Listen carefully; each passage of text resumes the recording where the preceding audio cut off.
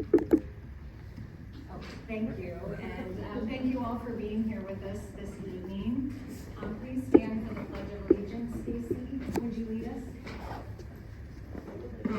To the flag of the United States of America and to the republic for which it stands, one nation, under God, indivisible, with liberty and justice for all. All right, agenda changes. Does any of the board have any recommended agenda changes?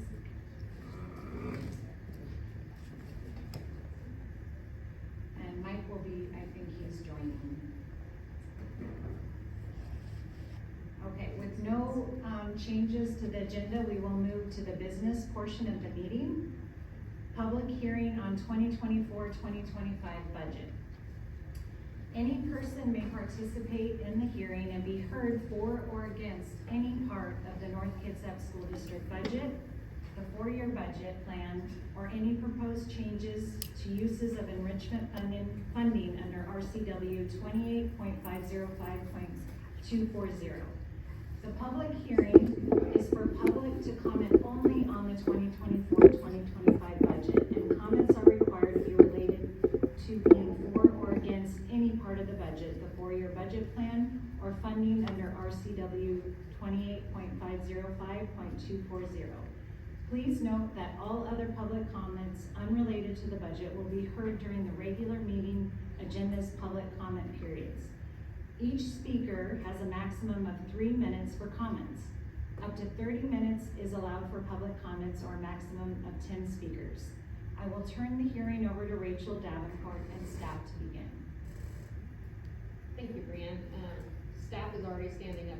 Staff got a little Yes, up thank here you. early. Mike Ronan is here to present. Do I need to turn this on?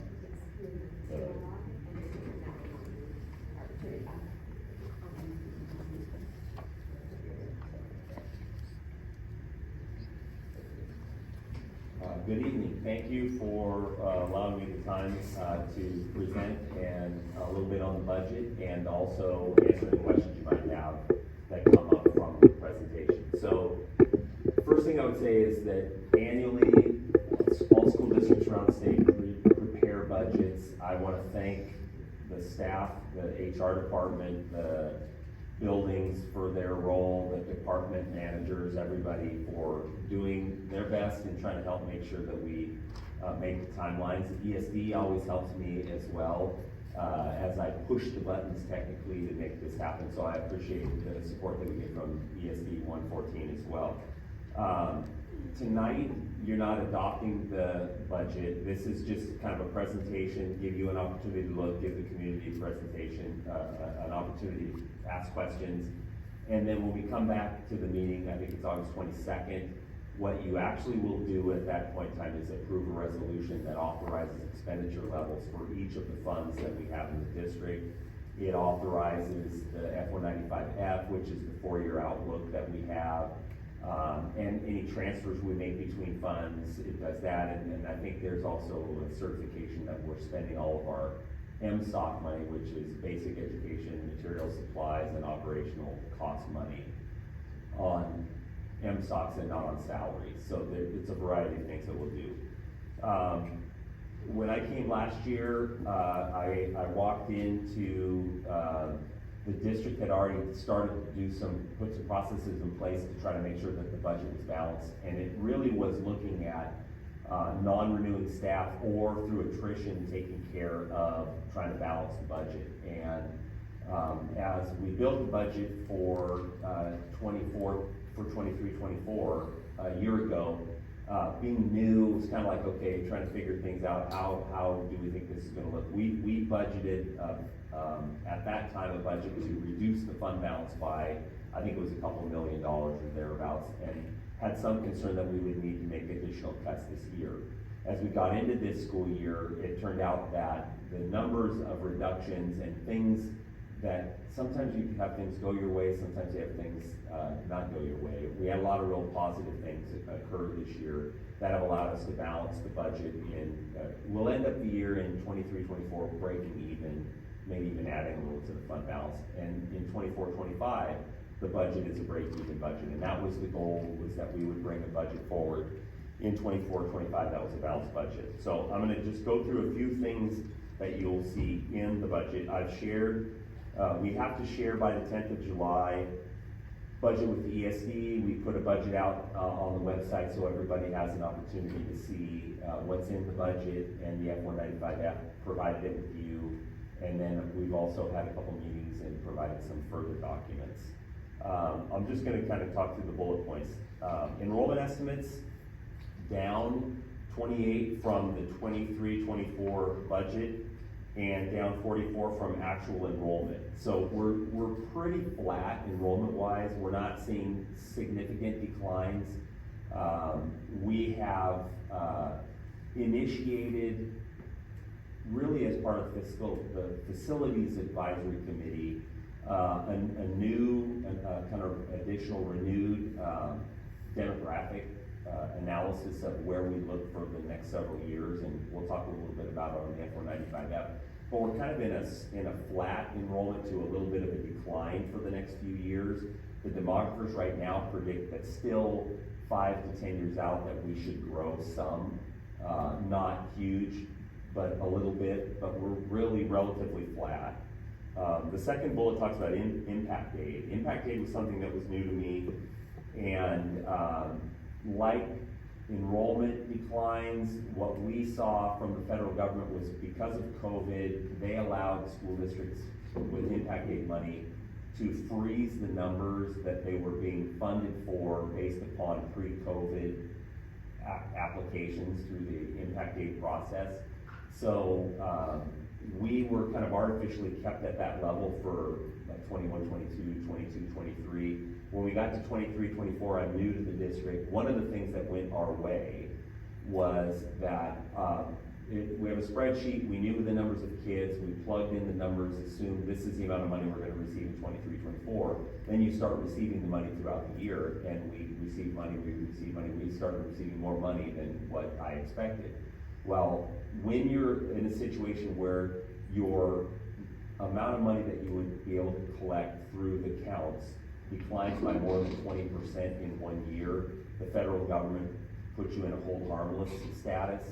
So for this school year, we received 90% of what we would otherwise have received, 90% of what that high point was back in 22, 23, which was significantly higher than what we had budgeted in the 23, 24 budget.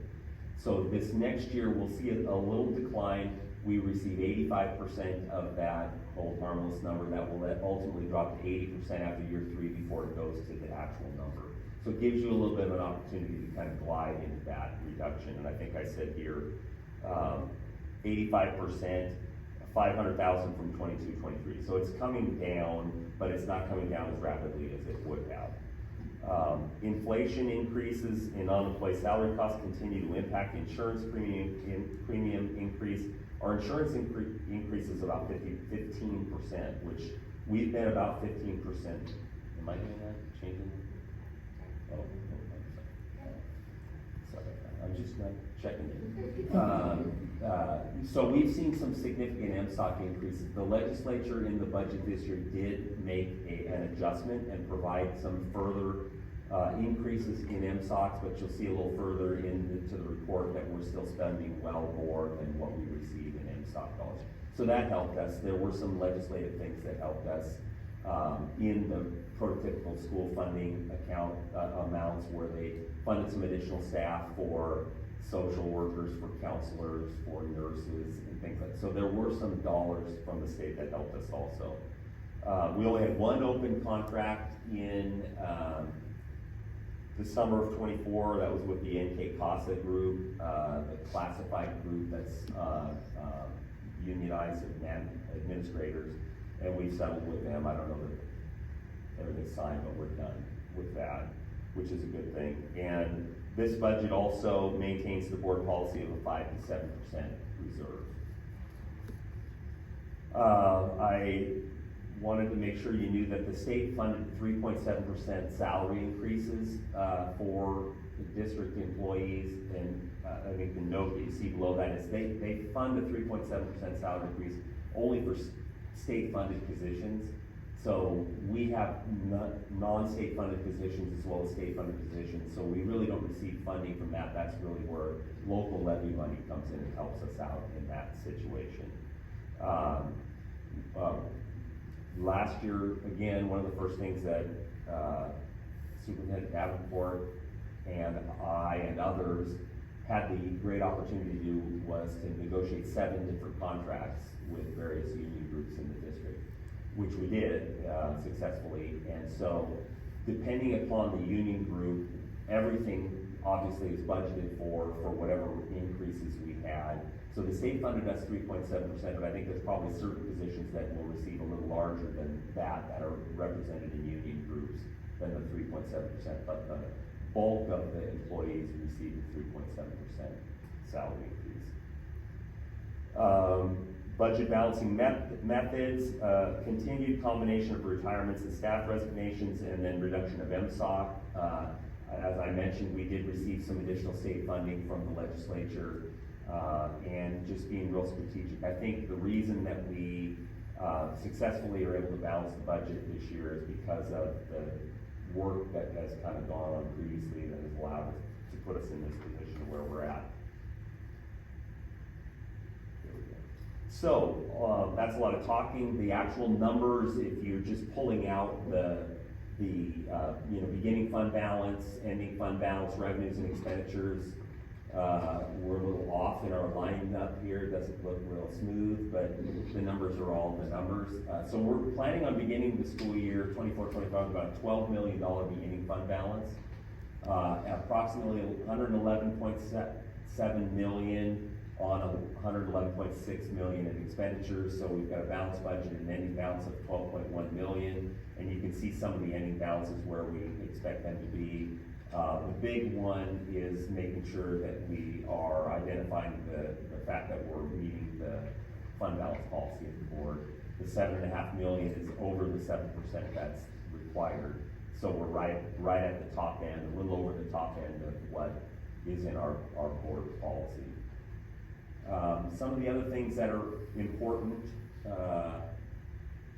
to note, in my mind, taxpayers are always interested in what is the tax rate. That's been my experience in education.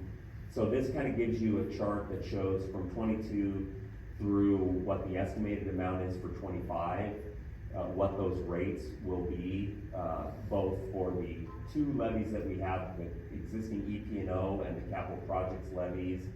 And then you can see 24 is what we are currently paying, the $2.31 combined. 25, you see the reduction in the capital levy, and we'll talk about capital levy later in the meeting too. But when the district passed the 22 capital levy, as we've talked many times, the levy was set at a higher amount in 23 and 24, and then dropped in 25 and 26 with the idea that a bond or a capital levy would be run that would make the difference and allow for more projects. That bond failed in February of 24, so you do have a resolution in front of you for later in the meeting that would potentially run a capital levy that could impact the capital projects levy rate, that 35 cents that you see. But you cannot budget for something that hasn't occurred. First of all, we don't know whether we're running it A, and B, we don't know whether it will pass. So you see what the rate will look like if we don't have that, if it doesn't occur or if it doesn't pass.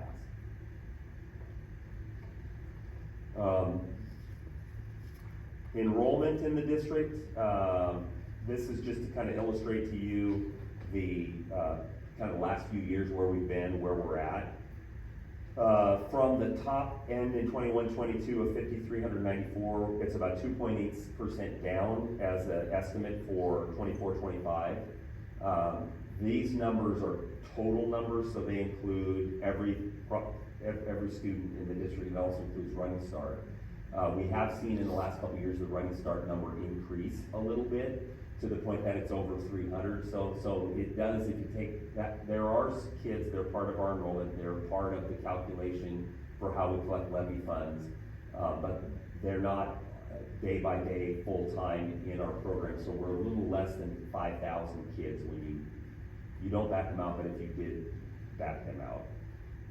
And as I mentioned earlier, the demographer does show a decline for the next 4 years with then a slight uptick. And we're very interested in seeing what those numbers look like as we move forward with this October's count. And I guess the one thing I would say is probably the more troubling, I don't know if it's troubling, it's just factual.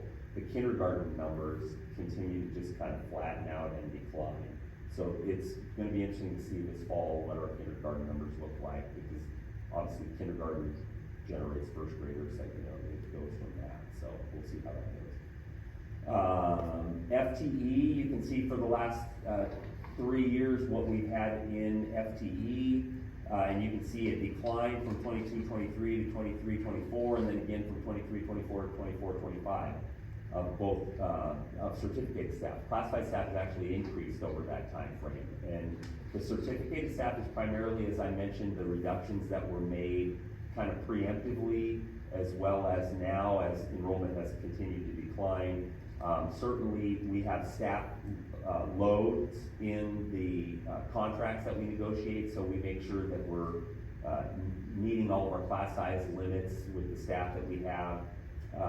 There haven't been any RIFs or anything like that. It's just primarily just, okay, if someone retires, is that a position that based on the numbers we need to retire or we need to replace, or is there room to make that happen? So again, you see a little bit of a decline for certificated staff in 24-25. On the classified side, the increases are primarily within paraprofessionals and bus drivers, honestly.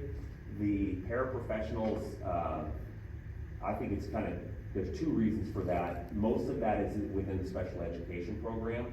We had a hard time for a period of time finding folks to apply for para positions, so we contracted out for a few to more than a few of those over the last few years. As we've been able to attract more people to come in and apply to work for the school district, we've been able to reduce the contracted paras, which we want to do because it's a better, it's just a better arrangement for the employee. It's a better arrangement for the school district when they work for us rather than when they work for a contractor. The other thing is, when you have special needs students, you kind of build a budget based on what you think you're going to have at the beginning of the year. And then as the needs of the kids, they're always different. The IEP drives out. Sometimes throughout the year you add more staff to help support those kids. And then when we budget for those kids, we budget for those kids, and when we budget for those staff members, they maybe only work part of the year, but we budget for them for a full year, even just to make sure, because they may come back and they may work for, so that it's a little bit inflated that way also. On the bus driver side, we don't contract for bus drivers. We just have had the ability at the end of the year to hire a few drivers. And this last school year,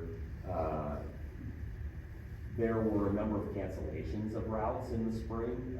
One of the things that we did that was great was allow for the ability for drivers to do more extracurricular trips, which again is good because we're not contracting out for that, we're doing it for our own staff. It's good.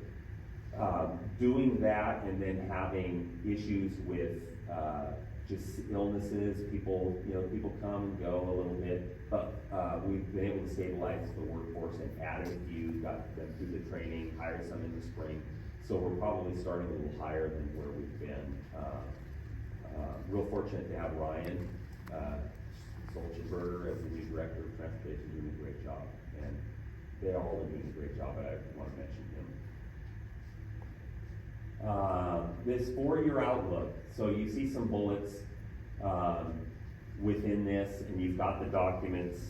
We have to do a 4-year projection of enrollment and a 4-year projection of expenditures and revenues, which is challenging because we often don't know in January what type of revenue we're going to have for the following September. But the legislature put this in place so that from their perspective, they had better sense of what might be happening to school districts. I don't know that they're really learning a lot from the report, particularly based upon what we've seen around the state here this year with a lot of school districts. If you went back 3 or 4 years, my guess is the F-195Fs in those districts would have shown what's actually happening right now. So for ours, we are projecting enrollment to decline over the next 4 years. Revenue up 3%, expenditures approximately 2.5%. And I mentioned to keep expenditure increases to 2.5% annually, there will need to be expenditure reductions. I think I say that because typically benefit costs and salary costs tend to outpace that. But within a 1-year cycle, we can always stay ahead of that and be ahead of it to try to make sure that we're addressing that as it goes and having conversations with you and with the community as we need to do that. I mentioned beginning in 24-25 budgeted revenues will exceed budgeted expenditures. That is what you see in the budget. And then we will continue to achieve the board policy established of 5 to 7% minimum fund balance. So we have we know what the conditions are that we work in, and it's our job to stay ahead of problems and inform folks and make sure that they don't come to fruition. I mentioned the MSOC disclosure. For basic education, you can see that we're receiving about 7.3 million in MSOCs. I think we got an increase of like 150,000. It wasn't significant. The increase on our insurance was more than the amount of money, the new money that we got. That's one way to look at it. Budgeted expenditures for basic ed, alternative ed, and district support. What district support is, basic education, it encompasses within the budget certain programs. Basic ed program 01, alternative ed program 02, program 97, which is district-wide support. So it's your maintenance folks, it's your IT, it's your district office staff, it's the board directors, it's the business office, things like that. You can see that the budgeted number that we have to offset that 7.3 million is about 12.3 million. So we're spending, way to look at it is our levy is funding $5 million of the cost to run basic education types of support programs. So when you know, the McCleary case came through and said the state needed to fund basic education, they immediately admitted we're not funding basic education because they said you can spend local money on salaries. We're clearly spending local money here. They basically just redefined basic education to say whatever we fund is basic education. You can go beyond that if you choose to.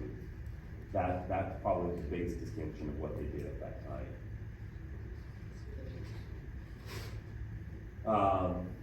Looks a little bit like, it looks a lot better on my computer than it does on the screen in terms of being lined up.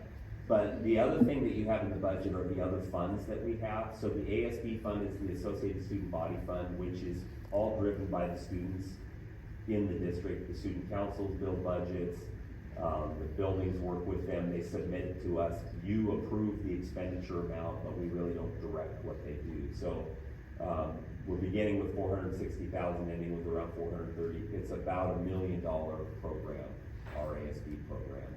If you navigate those numbers, they don't line up real well, but $1,040,000 is the number for ASB. Capital Projects Fund, we're budgeting for $18 million. I doubt we'll spend that. We try to build enough in expenditures so that we cover most of what we want. The primary expenditures we're completing in the 24-25 school year. You see the Suquamish Gym coming out of the ground, so that will go into the fall. I think you have approval of a bid on the agenda for Wolfley's Gym. That will probably start here before school starts, my guess. With breaking ground, there'll probably be a similar event to what we had at Suquamish, which was great. And then Poulsbo Middle School will open at some point around the beginning of the school year. And so it's the completion of that, because there'll still be expenditures that ride out into the school year. That's the majority of it. There aren't any expenditures in this budget related to the capital levy resolution that you'll see, again, because we haven't passed it. So there's a chance that we could need to do a budget extension in capital, and the budget extension is, if we're gonna spend more than what you had authorized, we need to have the board approve an extension before we do that. I don't really, I mean, it could happen, because if we were to pass a capital levy, there would be projects occurring next summer, so that could put pressure on that $18.8 million number. The debt service fund is the fund, if a district passes a bond, if they have outstanding bonds and bond principal and interest payments, you pay those out of the debt service fund. So we just have a little bit of money, we invest it, we gain a little bit of investment earnings every year, we don't have any outstanding bonds, there's no payments, so all we do basically here is just show 1 year to the next what investment earnings that we received on the little bit of money we have as we move forward year to year. And then the final budget is the transportation vehicle fund budget, and this budget is for the sole purpose of buying buses, buying school buses. And the way that the state system works is the district has to pay the money up front for a bus, then the state provides depreciation money, so that at the end of 13 years for a big bus or 8 years for a special ed bus, if we haven't spent the money on contracts or some other way to pay off buses, the money is there then to replace those buses. So we've got money budgeted here. I think we'll probably buy 4 or 5 buses this next year. We'll probably put orders in. We've got, I think, 5 showing up in November. And the fleet's in pretty good shape. I think the fleet's in pretty good shape, so that's a good thing. So, those are all of the budgets. There's a lot of information in that F-195, and I could go on for hours. I don't believe you want me to, and I promise you I don't want to. But if you have any questions, I'm happy to answer any questions, and I'll turn it back over to whoever. Thank you. I had a question. Yes.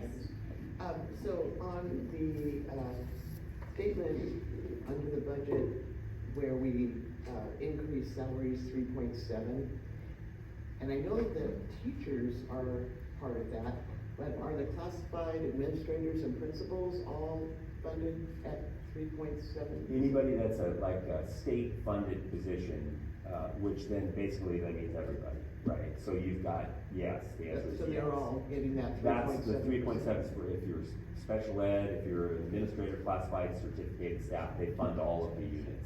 It's a minimum of 3.7 for a couple of reasons. On, our certificated, NKEA, salary schedule, collapsed, so, the last open bargain we had with them, we took what was taking our staff 30 years to get to in our surrounding districts, it was taking them 15 years to get to that top salary schedule, and so part of the last, full open bargain, we collapsed that, and so each year, a few of those years come down and collapse another 5 years, so people that may have been at like year 22, 23, they're now collapsing down to year 15, so, folks that, it might have taken 7 more years to get to that bottom right on the salary schedule are now there, and so. And so they'll get a little more of an increase? Some of those may, yes, yeah.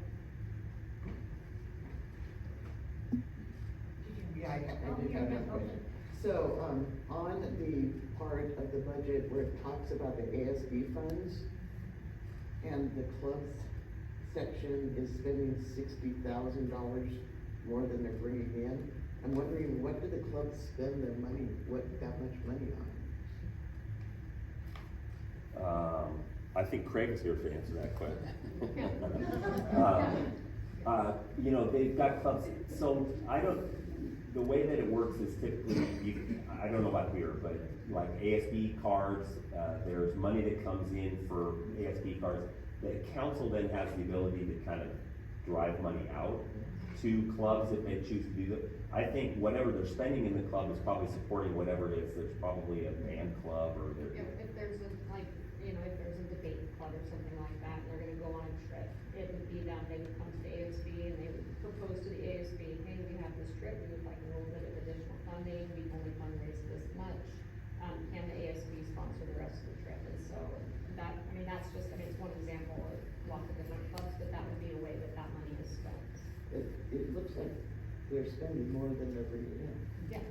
And they would then, that's like Rachel saying, they would ask the ASB, council, okay, we've we're gonna take a $5,000 trip, we've raised 3,000, we're 2,000 short. Would the general student body, through the council, authorize a transfer from the student body, a general student body account to help support our club? Or maybe they budgeted for it that way, knowing that they think they'll be able to get a donation or a fundraiser done, but they didn't know and they didn't build it into the budget. So is that sort of accounted for though, on the general student body activities, looks to be, excess revenue for that reason, right? So you can have that opportunity to sort of transfer those between the line items there. So yeah, when you look at that top, you've got $266,000 worth of expenditures and $303,000 worth of revenue, that would be. Leaves us room to transfer those between the Right. line items for the clubs and the different activities if they're unable to meet those fundraising goals or what have you. Okay, so this is not something that the district is supporting? and- No, and- it's all, no, the district doesn't support. So I just have one other question. I thought I read where we're hopeful that the middle school will be open by the end of October. Is that correct? Is I that don't know the goal? final date, but I know it's not gonna start the first day of school, it won't be ready. But before Christmas break? That would be our sincere hope. Yeah, I don't think that it's gonna go that late, at all, yeah. Okay. So if you'd heard end of October, I would go with that. Okay, great, thank you. Stacy, Ed, do either of you? Yeah, I have just a question on the ESP, if we can revisit that for just a second. Who is it that actually disperses those funds and manages those funds? It makes the call on, if somebody needs a little extra money for their field trip and they've only raised $3/4. So you have the structure, maybe Rachel would be. No, able to well, give you- Frank popped right up. I'll But try it's to- ASB, Did Frank it's pop up? ASB. I'll try to help. Yes. I'll try to help. So, ASB funds are managed by the students. While principals oversee it, they don't direct it. They have a constitution and bylaws that slightly different by each school about what the processes they go through. But they receive the revenue, whether it be through fundraisers, through ASB cards. The athletic fees for high schools go into there, and then through their processes, they distribute that money to the clubs, to the athletic teams, and their advisors, along with the ASB advisor at each building and the principals, sign off on all of their plans, and all of the projected activities that they may plan to do. If they come and have to change those because some wonderful opportunity showed up, then they have to go back to that ASB board and request additional funds or different uses of those funds. So having done it many years ago, you have to kind of be a real good predictor, so that you have the capacity to raise money, but also the capacity to spend the money.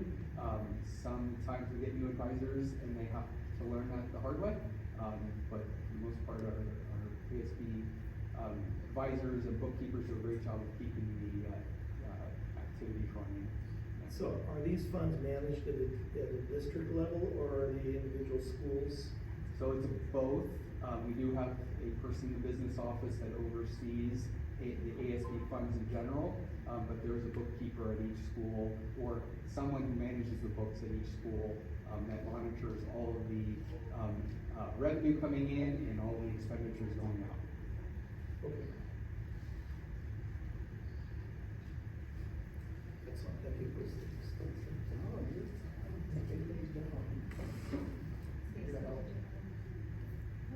And Mike, I don't know, who's on. Oh, did you go first?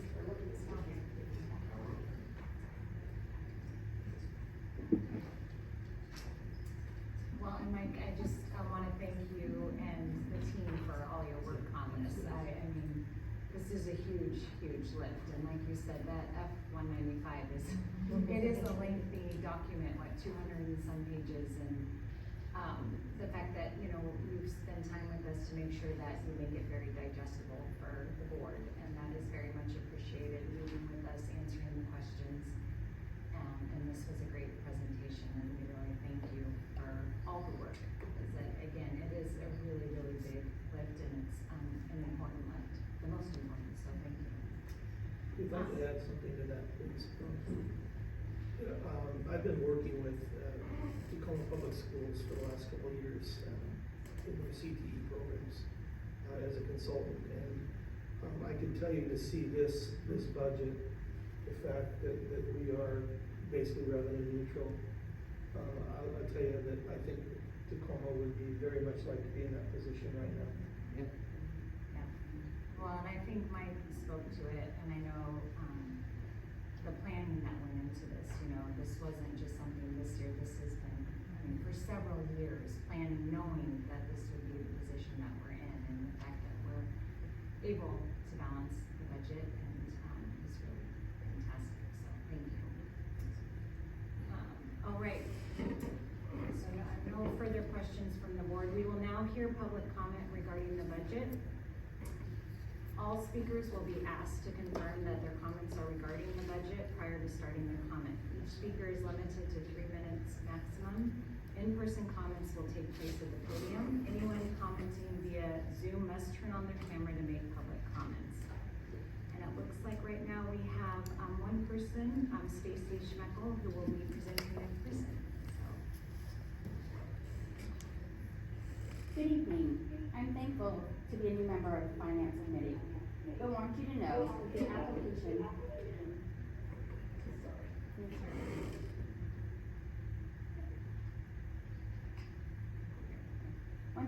application website to the Finance Committee have not worked since at least March.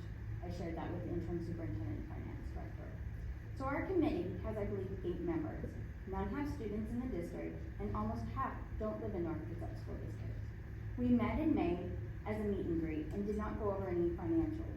They were promised at the June meeting that never occurred because the date discussed, there was no date promised, became the community meeting at Kingston High School for the Facilities Committee. So we met this Tuesday, about 48 hours ago, to ask questions. I was told, quote, there can be many roles for the Finance Committee, but a role of the committee is not to approve the budget. That is the school board's role.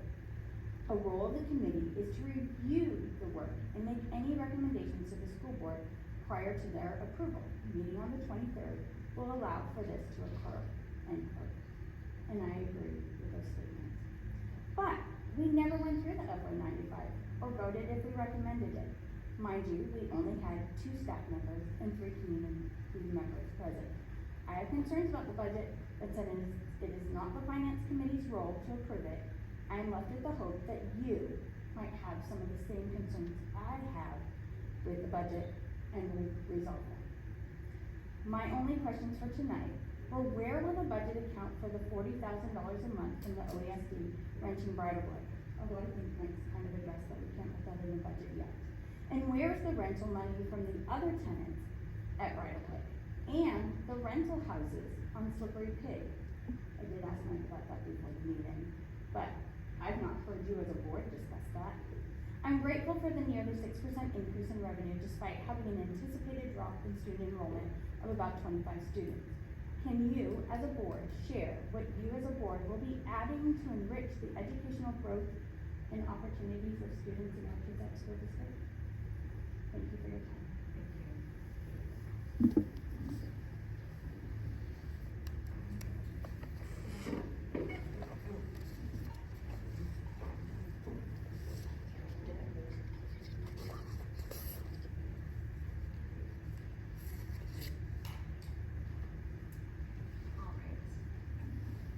We will now move into public comments. 5.1, the North Kitsap School District Board of Directors welcomes the public to this open public meeting. In accordance with board policy and state law, board meetings must be conducted in a civil, orderly, and business-like manner, which means we all must follow the same standard of civility during board meetings. We value public comments. If you would like to speak to potential items on the agenda, you may sign up to speak during the sign-up sheets that are included on the meeting agenda and on the school district's website. Both virtual and in-person attendees may sign up for public comment. The board sets aside a maximum of 2 30-minute public comment periods per meeting. Speakers wishing to comment on agenda items will be prioritized in the first public comment period to allow for the board to hear comments prior to board action or consideration. Individual speakers will have 3 minutes for their comments.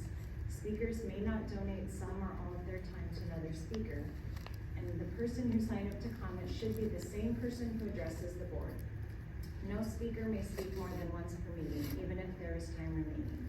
Though the board will not respond to statements, questions, or challenges made during the public comment period, the board may ask district staff to contact a speaker at a later time to follow up on that issue raised during the public comment period. When it is your turn to speak, please approach the podium if you are in person. If you are commenting via Zoom, you will be promoted to panelist on Zoom. You must then turn on your video and microphone to make public comment. Finally, please remember, your words have impact. We value our community's feedback, and we welcome your comments. Thank you. And it looks like we have 3 people signed up, and I believe they're all in person. Okay. So our first person tonight that we'll hear from is Kim Gerlach.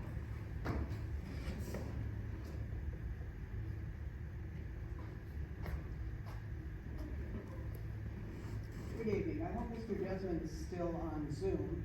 On June 28th, I sent him a letter asking for clarification of a comment he made during the March 14th, 2024 meeting. I'll quote the comment here. That in the last report, Wolfley Elementary was recommended by the firm for replacement. He then went on to say, there are some communications within the community. You know, some of the committees that you know basically said that Wolfley was in good condition. Really, what they were pointing to was an ICOS screenshot. ICOS is the program that the state uses to track our building condition assessment scores. They were really only pointing to one system within that entire building, so I think that was very misleading. I'm going to now quote what I said in the email. I am unaware of any committees other than the opposition committee I was on who referenced ICOS reports. Can I assume you were referring to me in your comment? If so, there's a misunderstanding. I don't recall pointing out just one system. If I did, will you please let me know what system and where I was wrong? I will be happy to publicly correct my comment. I just need to know what it was. I do remember pointing out that the building is structurally sound as per ICOS. Is this incorrect? If so, will you please show me the information that shows the building is not structurally sound? In your reply to me, Mr. Desmond, you said that I should contact Mike Merlino. He should be able to provide me with the additional requested information. I'm disappointed that you have asked someone else to clarify your comments, someone who didn't live in North Kitsap School District, who wasn't on the bond preparation committee, and certainly wasn't a member of the board of directors, of which you were all 3. I did forward the emails to Mike Merlino, who is currently in charge of not only the budget for the next school year, but also the upcoming levy. He's responded saying that he'll get back to me ASAP. My record requests for both ICOS and Saison Engineering condition assessment reports show Wolfley does not need to be replaced. If you believe Wolfley needs to be replaced, and you must, or you wouldn't have made that comment, I don't understand why you will not make that information public, and I certainly don't understand how tonight, under the consent agenda, with no conversation, 3 of you who supported that last bond, who agreed Wolfley needed to be replaced, can approve the gymnasium addition of Wolfley, as well as the levy resolution. That includes an additional $1.9 million for Wolfley. I'm asking you to help me understand which firm recommended Wolfley be replaced and why. Thank you. Thank you. Our next speaker is Scott Hendon.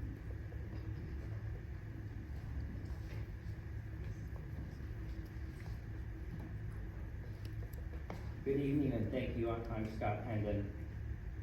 I went through North Kitsap schools and I have to say I have fond memories of my grade school years, great teachers into high school and junior high. Overall, I have to say they did well. Mr. Stinnerson in 7th and 8th grade gave me a basis that I really use today in my business as an electrician. Math concepts he taught, simple things like, does it make sense? Does the answer make sense? I still remember that from him. Coach Henderson, he's a saint in my opinion. Mr. Berg gave me a foundation in drafting. Mrs. McGuire was an English teacher, did a great job. Mr. Seberg in shop. I know that North Kitsap still has many fine teachers. Sadly, what I see though is in the school presentations I've seen, I know SPI is North Kitsap, approximately 47% of the kids are failing at grade level. It seems like to me that's a primary thing that we should be concerned about. This seems like a systemic failure, and nobody seems concerned about it.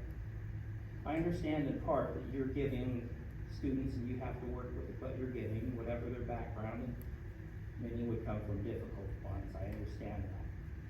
But still, I see the presentations come forward and we talk about many phrases and things that I don't use normally in school culture, and I guess that's okay. But they're just words at the end of the day. They use nice graphs, which is fine, but we still see student failure at an alarming rate. We spend half of a presentation on school culture. I think the school culture should be excellence and success or something like that. I never ask my employees, although I care, are we culture good here? I think that we have to say success and achievement. The most important things in school I would grade them on two things. Are you losing students? And we're losing about 25% of the students in North Kitsap. They're saying, I don't want your free education, I'm gonna go home, private schools, something other than that. About 25%, you wanna know why your enrollment's down. I think it's pretty obvious.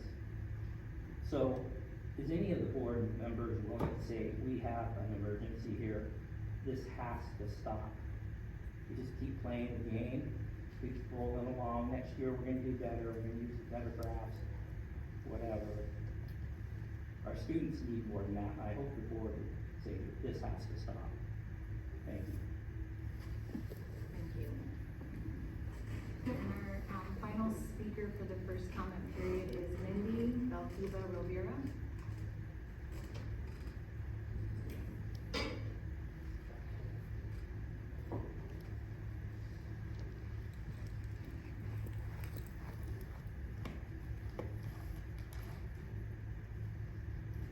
Taxpayers aren't only interested in the tax rate, they are also interested in the truth.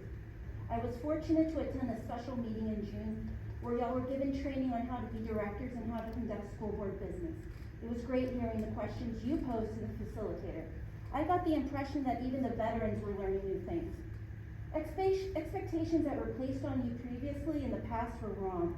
The facilitator herself was familiar with the specific problems plaguing NKSD school board, including not being transparent or communicative with the public about NKSD business.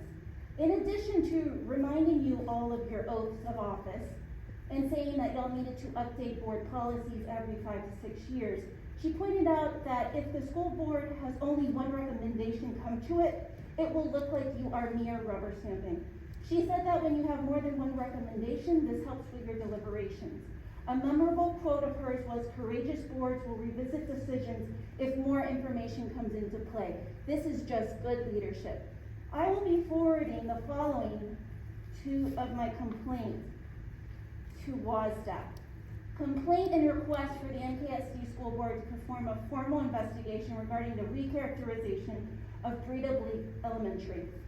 Taxpayers were led by NKSD leadership to believe that Breda Bleak, I'm sorry if I'm mispronouncing that, elementary was unusable and or unsuitable to be used as a school building when discussions and forums of the 2023 capital bond were going on and when rationales for selecting and building on the Slippery Pig properties were being given. Yet NKSD is entering into a rental agreement with OESD to use Breda Bleak Elementary as a school building for special education students less than 6 months later, informing the public that the biggest repair that the school building needed was its roof. You as NKSD school board directors have not sufficiently and openly discussed the recharacterization of Breda Bleak Elementary from initially being a building that could not be refurbished to get it back in working order to the present day where contractors are fixing the roof. I see them.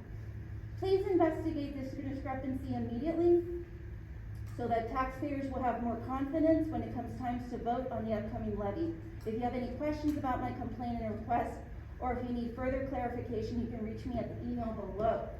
I'm forwarding this on to that WASDA facilitator. I think she can help. Other questions, since I have 30 more seconds? What repairs besides the roof have to happen to Gruta Bleak? I don't think that that's been discussed. Will these be contracted out? What is being done to get potable water in the building? This issue also made the paper. What are the electrical and data upgrades being made to the building? What all needs to be done and what are their respective costs? And if the building wasn't good for regular students, then why is it now good for special education students? Thank you.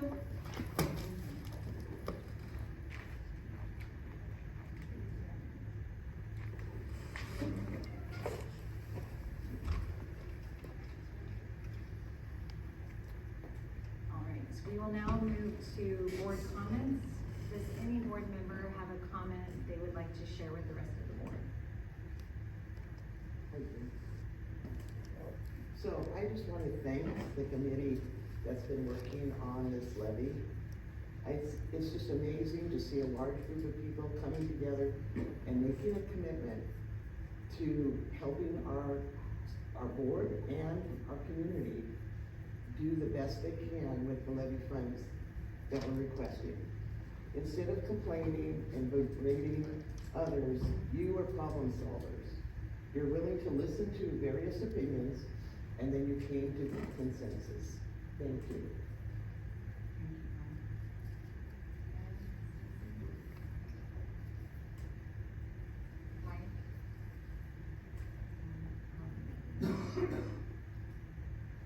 All right, and I don't have any board comments. We'll move to board reports. Does any board member have a report to share in regards to their assigned liaison position? I do. Sorry. So I go to the city council meeting, and there were two things this month that I think our families would like to know more about. And one is that on August 27th, the traffic cameras on Knoll Road, which goes right in front of Poulsbo Elementary, will go live. And eventually those cameras can send tickets to speeders on that road. And that wouldn't be any of our parents, so we'll all be very careful. Also, there's special events down at the waterfront park every Tuesday evening in the summer from 6 to 8, and they're free concerts, and they also have activities for children. And they'd like to invite more of you to come join.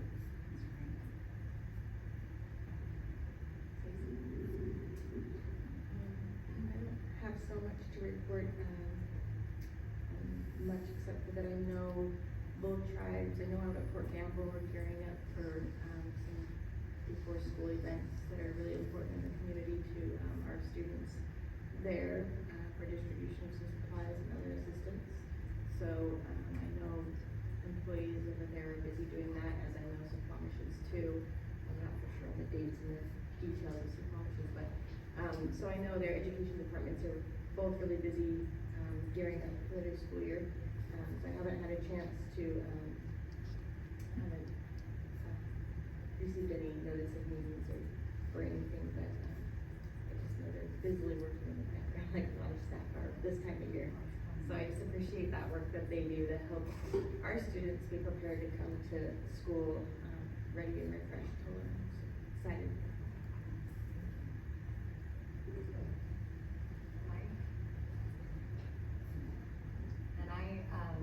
The KCAC does not meet in July, but they will meet in August, so, August 14th, so I'll have a report in August. So we will move to the superintendent report. Just wanted to echo, Beth stole my thunder a tiny bit, but I'm glad because it is a huge thing. So I know our facilities advisory committee, has had 8 meetings on their own, which I wanna say lasted 2 hours, but I know that they lasted 3 hours because I just wait to hear when they're done. So I see some people laughing, but a lot of good stuff going on. 3 different, community meetings also happening with information, reading the minutes of the meetings and just listening to the debrief. It really sounds like, the commitment of that group, listening, going back to what they heard, when they talked to staff and community members from each building, just huge thanks for the time, effort, and such, and it's April, July, that many meetings happened, and it's been a great July, and it's hard to get together and have a meeting when it's 80 degrees outside at 8 p.m. So just a huge thank you to the commitment and time, effort of that committee. All right, we will now move into the action portion of our meeting. 6.1 consent agenda, items 6.1.1 through 6.1.8. A motion is needed to approve the consent agenda. Do I have a motion? So moved. Thank you. We need a second for the motion. Do we have a second? I second. Thank you, Bev.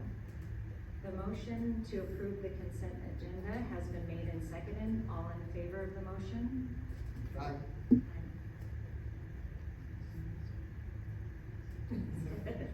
All right. Okay, all opposed to the motion? The motion passes with a vote of 5-4 and 0 against. And we'll now move to 6.2, the Adnetics purchase order. A motion is needed to discuss the Adnetics purchase order. Do I have a motion? I move to discuss. Thank you, Bev. We need a second. Do we have a second? Thank you, Ed. A motion to discuss the Adnetics purchase order has been made and seconded. Do we have any new comments for discussion? Well, I just think it's really important to keep these servers up to date, because all of us have seen recently what happens when they aren't, and we don't have the security, and our students and families don't have the protection they need. And there's a lot of information out there on our students that need these servers to be up and running. Totally agree. And they're well beyond usable Yes. life. Yes, we got a good life out of them. I think that's what stood out to me too, the aging, yeah. All right. No further discussion? All right, I put the question to vote. All in favor of the motion? An aye? All right. All opposed to the motion? The motion passes with a vote of 5-4 and 0 against. All right. And now we will move to 6.3, and before we get to the action portion, we are gonna start with the presentation from facilities and for the facilities and technology capital levy. So, my mic is on again. Thank you, Mike. And there are multiple members also from the Facility Advisory Committee here tonight. So I'm not putting anybody on the spot. I know some people are not public speakers, but they're here to help with their assistance. Yeah, Feel free to step up and talk to. Yeah, if you guys wanna come up here, and I think there's maybe some people online too, I'm not positive. But we have Eric Quitzland, the starting lineup, Adam Toller, Dennis Peters, and Nick Smith. And I think, Laura Douglas and Craig Smith. That's right, isn't it? I got it right. So we've got a great group. So I would echo exactly what you all have said. There were a lot of meetings, but we're gonna go through real quickly. And what I am comfortable talking, probably more than some of the people are comfortable talking, but I assume that you'll have a lot of questions. They're here, they can step in at any point in time, and I'd rather have them answer the questions that you have than me, because they lived it, and they were the ones that were deliberating and kind of coming up with the recommendations. So, is this the first slide? I'm assuming No, it's the first. sorry. This very slide. Okay, so the first slide is just kind of giving you a history of what has and hasn't passed in the North Kitsap School District and the percentages. You can see 2001 was the last time the district passed a bond. 2018, $40 million capital levy, 61%. 22, which we've talked about on and on, 36 million, 56%. 38% with the bond proposal in February of 24, and then this proposal would be for 31.9 million in November of 24 over 6 years. Why run a levy now?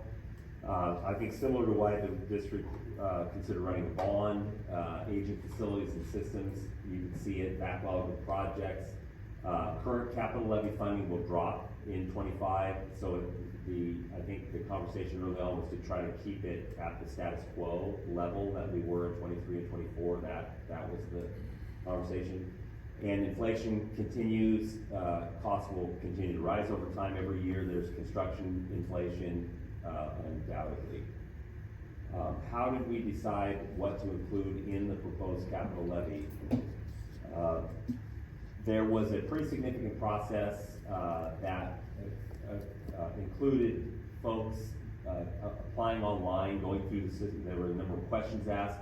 Interested people went ahead and put in their applications. We were trying to have respect the people that were existing members of the committee, so no one was asked to leave the committee, but trying to expand the committee and allow so that there would be individuals representing every school. We gave the opportunity for staff, a staff member, and a parent or someone related to the school, and we were successful with that. The application process then, we had principals make do the vetting of those and rank order different groups of principals, myself, Rachel, other administrators that stayed out of it, with the idea of trying to create a larger, more diverse group of stakeholders. Ultimately, 27 members on the committee now, and every school has representation. And I would say that there isn't a meeting that there aren't at least 10 to 15, 15 to 20 people, and I agree, because these meetings are occurring in the summer, and people have dedicated themselves, and I'm myself really appreciative of everyone that's here also. Bassetti Architects, the company that we worked with to facilitate the process, they went out to every school in the district, made themselves available to staff members and to parents, anybody that wanted to come in from, I think it was like 11 o'clock in the morning until roughly 5 o'clock in the afternoon. I think in a lot of those buildings, committee members actually sat with Michael Davis and Jordan Keel and were there to answer questions. They then brought in engineers, experts, came in, did a thorough review, basically recreated the facility condition index and created a long list at each building of not only what did they think needed to be done, but listening to staff and listening to parents, what were things that they would like to see done, even if they didn't necessarily have to be done. It might just be, it was all facilities, not just school buildings. Correct. So they were at transportation, they came here, they were at the maintenance department, they at every district site, thank you, yes. They also provided surveys to the building principals that they could then distribute to their staff members so that they had opportunities to meet in person as well as to do that through a survey. This kind of gives you an outline of the number of meetings, 8 meetings from April to July. We had 4 of those meetings at existing sites, Pearson, Suquamish, Wolfley, and Kingston Middle School. We had district staff work with the facilitators then to make sure that the slide decks went up on Facilities Advisory Committee page on the district's website. Minutes or summaries from the meetings so people in the community had the opportunity to go there as well. We had a community meeting at North Kitsap High School, one at Kingston High School, and then last Thursday we did a community Zoom throughout the district. Anyone that was interested was able to participate. Reviewed comprehensive list of needs, identified priorities, and I think you can see that the areas that we settled on were these ones: safety and security program, equity and accessibility, and critical building systems and mechanic systems, making sure that we were dealing with those. And I would always come back then at the board meetings and give an update to all of you of what had occurred at the previous meeting. So it was that was kind of closing the loop back to you, keeping you informed, and obviously you had access to the same materials online that anyone else had access to. These are the 4 kind of principles, and you can see that it was broken down. Safety and security, you can see the types of projects that are included in the recommendation under safety and security, under equitable facilities and programming, building system mechanical improvements, and technology. So you can see a number of things, that were considered. And I think it took three, am I right to say that it was 3 full meetings of the committee to kind of ultimately come to the consensus of what the recommendation was. And you are correct with the meetings. We start the meetings at 6 o'clock. At 8:30, people got hangry. We were best off just shutting the meetings down at 8:30 because people started to, you lose focus at a certain point in time. So, but even with that, we did go beyond that. So that's 2.5 hour meetings every other week or every week with people that are volunteering their time. They did a great job. So ultimately, I think this page, okay, so this gives you an idea of what the project detail, the amount was set at an amount that would keep us relatively flat in terms of tax rates, as well as allow us to kind of do some projects to kind of keep the momentum of the 22 capital levy, with the idea that we do this work, we communicate, we have success with the projects after it, and if the district in the future, after showing we're doing what we're saying we're planning on doing, and the work of the committee doesn't end here, honestly, and we've said this, it is ongoing as we look at future needs, whether that's a bond in the future at some point or a capital levy at the future at some point. But thankfully, we all like each other, I think, so we'll have the opportunity to spend time together for the next several months. Wolfley is the first building. You can see the amount that was allocated. Under the theme of security, you can see we've got the security entry vestibule at Wolfley, and you can kind of read these types of projects.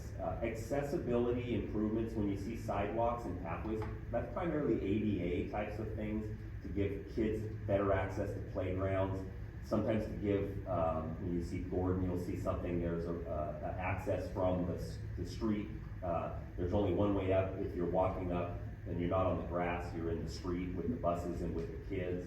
So it's to provide access to the schools.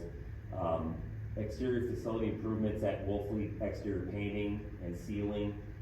We are doing the gym at Wolfley, and so this would allow for a complete refresh of the building, so that the whole building would be painted. Fencing, and when you see site safety and security improvements, a lot of that is fencing. The next school, Hilda Pearson. Hilda Pearson, was a lot of conversation about Pearson because Pearson was a project that was going to be a rebuild in the bond. And we spent a lot of time on the tour at Pearson with the principal, Craig Frick. And the committee came to real easy consensus that the belief is that the building needs to be replaced. There was a lot of conversation of Slippery Pig property, or the Cedar Lane, whatever the real street name is. Lone Maple is another property that we have that's close to Pearson. And then also got information from the architect about the fact that their belief and their proof of concept of rebuilding on the site. Because if we planned on spending any money at the site, we didn't want to spend money on that site and then have that torn down when it's rebuilt at some other location. It didn't make sense to anybody on the committee, and I think they would all say the same thing. So the idea under kind of program equity was to build a gym similar to what we're doing at Suquamish and at Wolfley on the site at Pearson, that in a future bond or future capital levy, replacing the building would fit with the gym on that site. So the other thing you see is vehicle and school bus circulation and drop-off, pickup improvements, creating another drop-off and pickup parking lot on the site to separate the staff and the buses from the parents and the drop-off and pickup. That also would remain in place when the Pearson was rebuilt. So spending money at the school to make it a better experience for the kids there now, but have it fit with a replacement in the future, because I think you hear them all say that that was the recommendation. And then a dollar amount set aside for mechanical improvements to make sure that we keep that building running well until it gets replaced. So that's HVAC, water types of projects. Mike, can we ask questions as we go along? Yeah, why don't you guys come up here? I'd love to have these guys actually come up and answer your questions, but, rather than me. Or let them speak up however they wanna do it. So, Pearson is a sad state of affairs there, and, you can't hear me, Mr. Smith? I'm hard of hearing. Can you hear me now? I hear you well. I have kind of a gymnasium voice.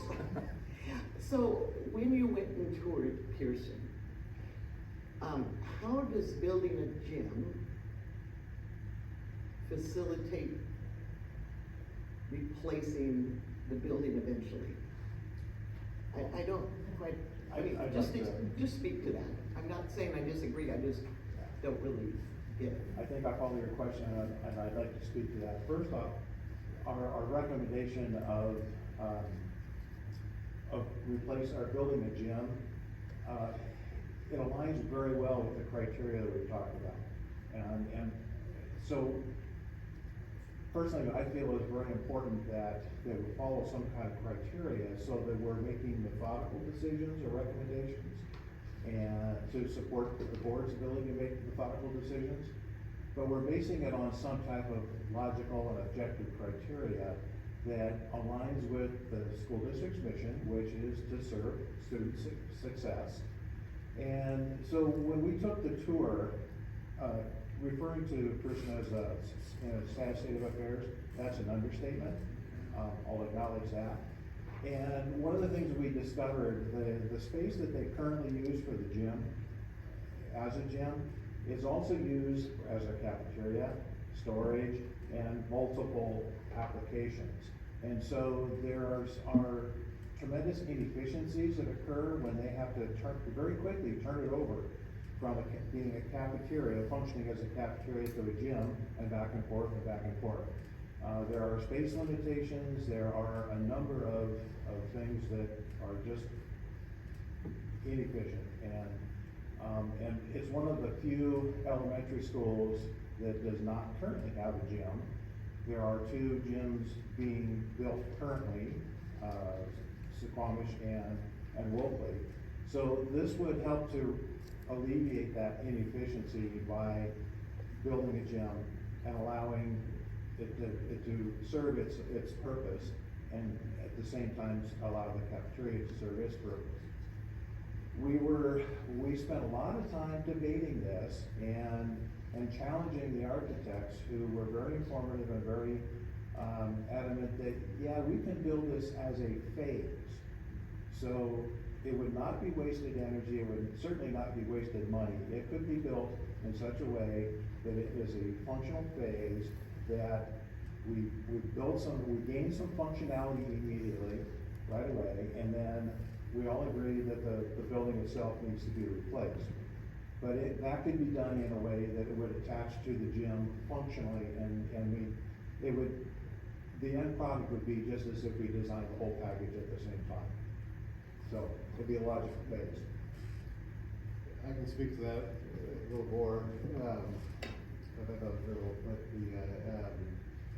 I have a lot of faith in the architect. My background's in construction, with some construction of high schools. That site has a lot going for it. In that it has a lot of street access. So from a constructability standpoint, I agree with the architect that the gym can be built, and that's not going to hamstring any future improvements on the site, including replacements. Who are you? I think maybe like speaking to like why they need it. My children went to Pearson, got like kindergarten on up, so they're older now, but my kids went to Pearson. And so I think like the big thing I learned, they're older now, they're not here now, but the first 20 minutes of PE cannot be in the gym, even if it's raining, because there's not enough space. They don't have enough time. And I mean, kudos to the principal, because he tried to move the breakfast to the hallway this year, right? Like, he had a great plan. He's like, hey, I'm gonna move the breakfast tables out to the hallway so they can be out there. But then the fire marshal came through and said, no, you can't do that, so they're all back in there. So the janitors, I mean, they have 20 minutes to turn that, from that breakfast thing in. That's a lot on them, you know what I mean? And especially after lunch too, they have 20 minutes to get it ready to go back. And those 20 minutes, those kids are, whatever the weather conditions are, their PE is interrupted. You know what I mean? It's not a solid block, so. So the gym isn't gonna be attached to the present building? No.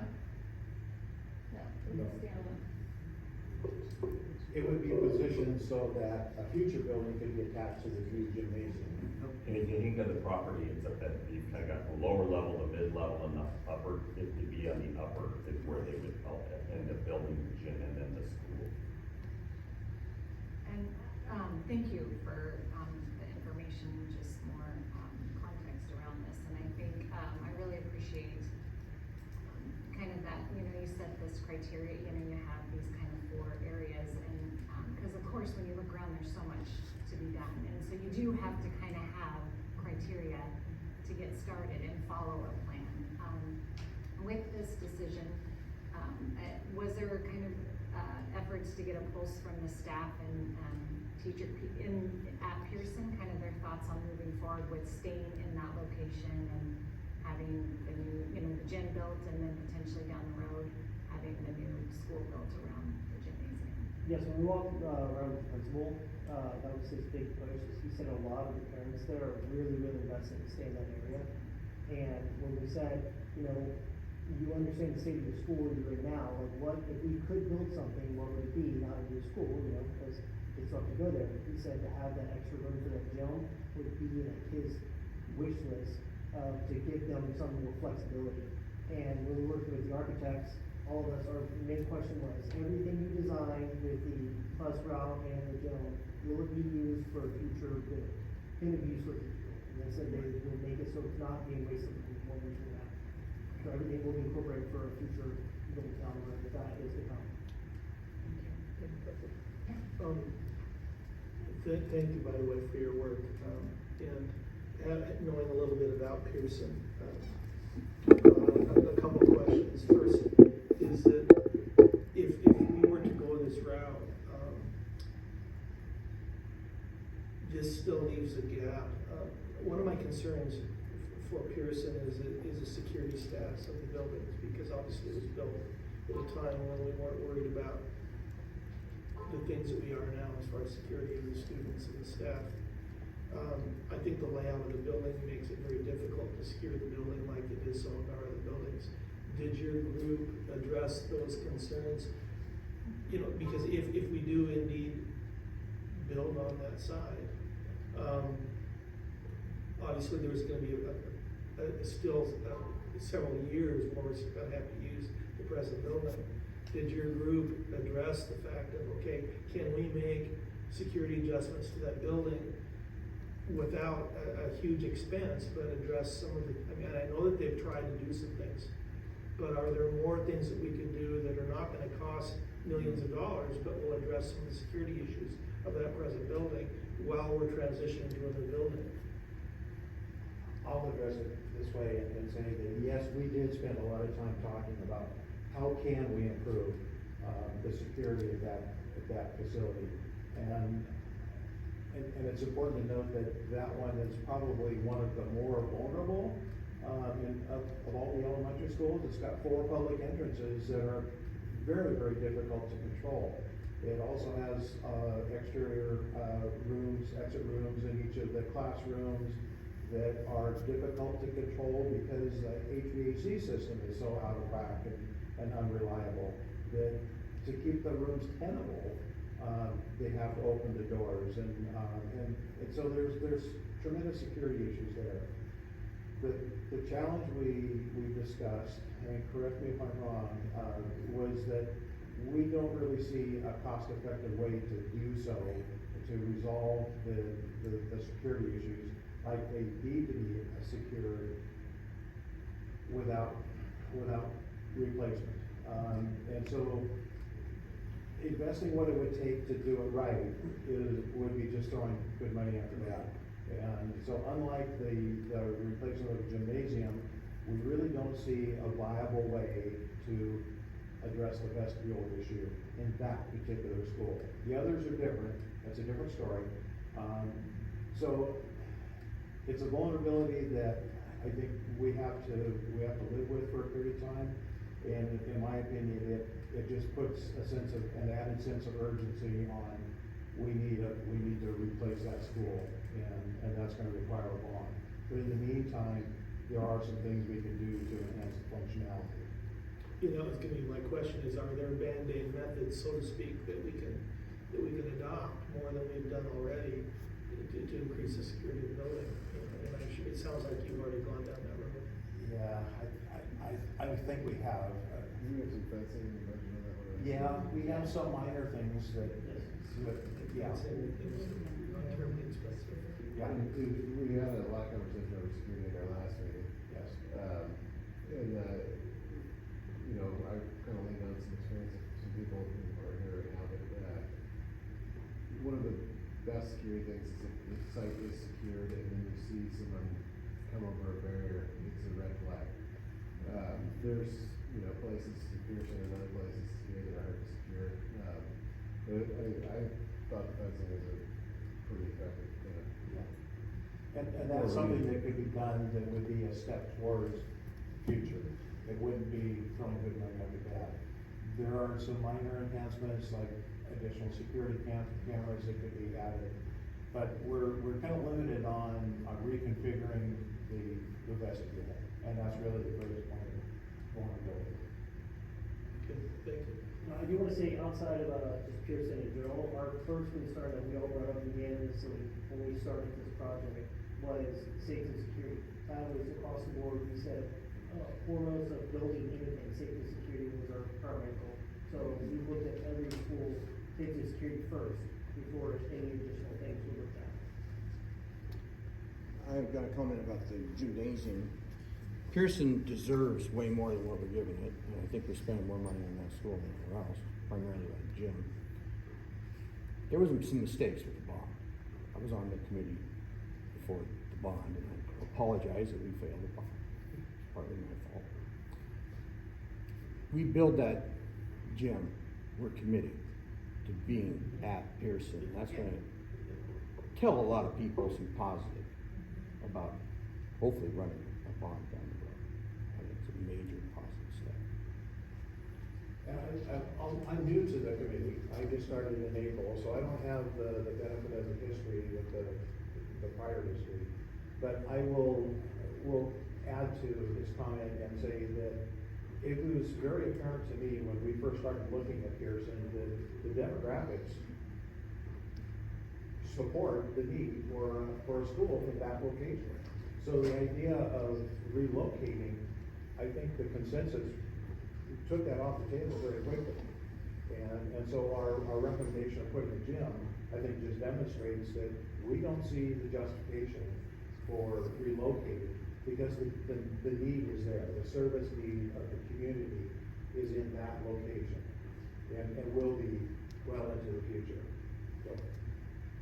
I just want to thank you for looking at the pickup and drop-off improvements, because I've driven by that school and there's children and parents parking along the side of the road, trying to walk their kindergartners across that road, and, you know, the buses are in there, the teachers have taken up what parking spots are.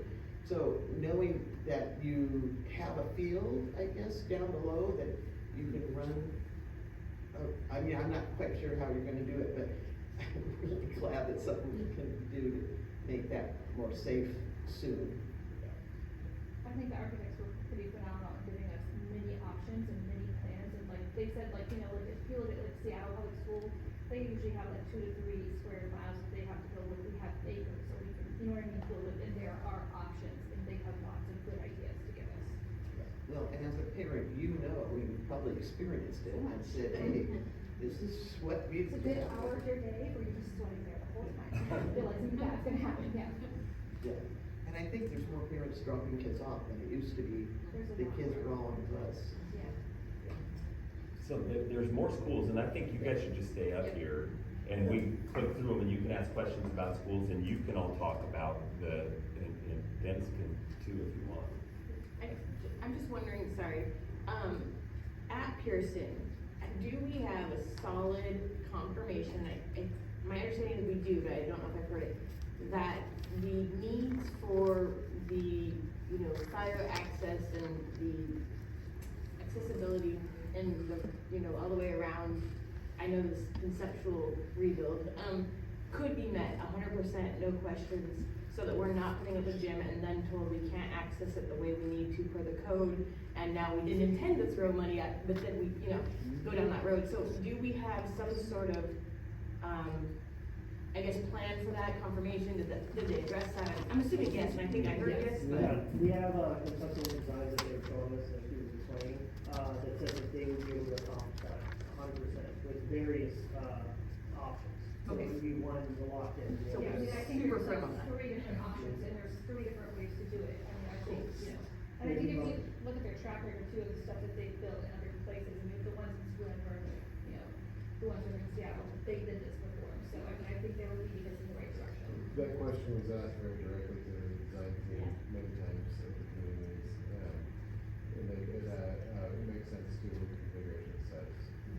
Yeah, they said the code would be met to where, the standard is.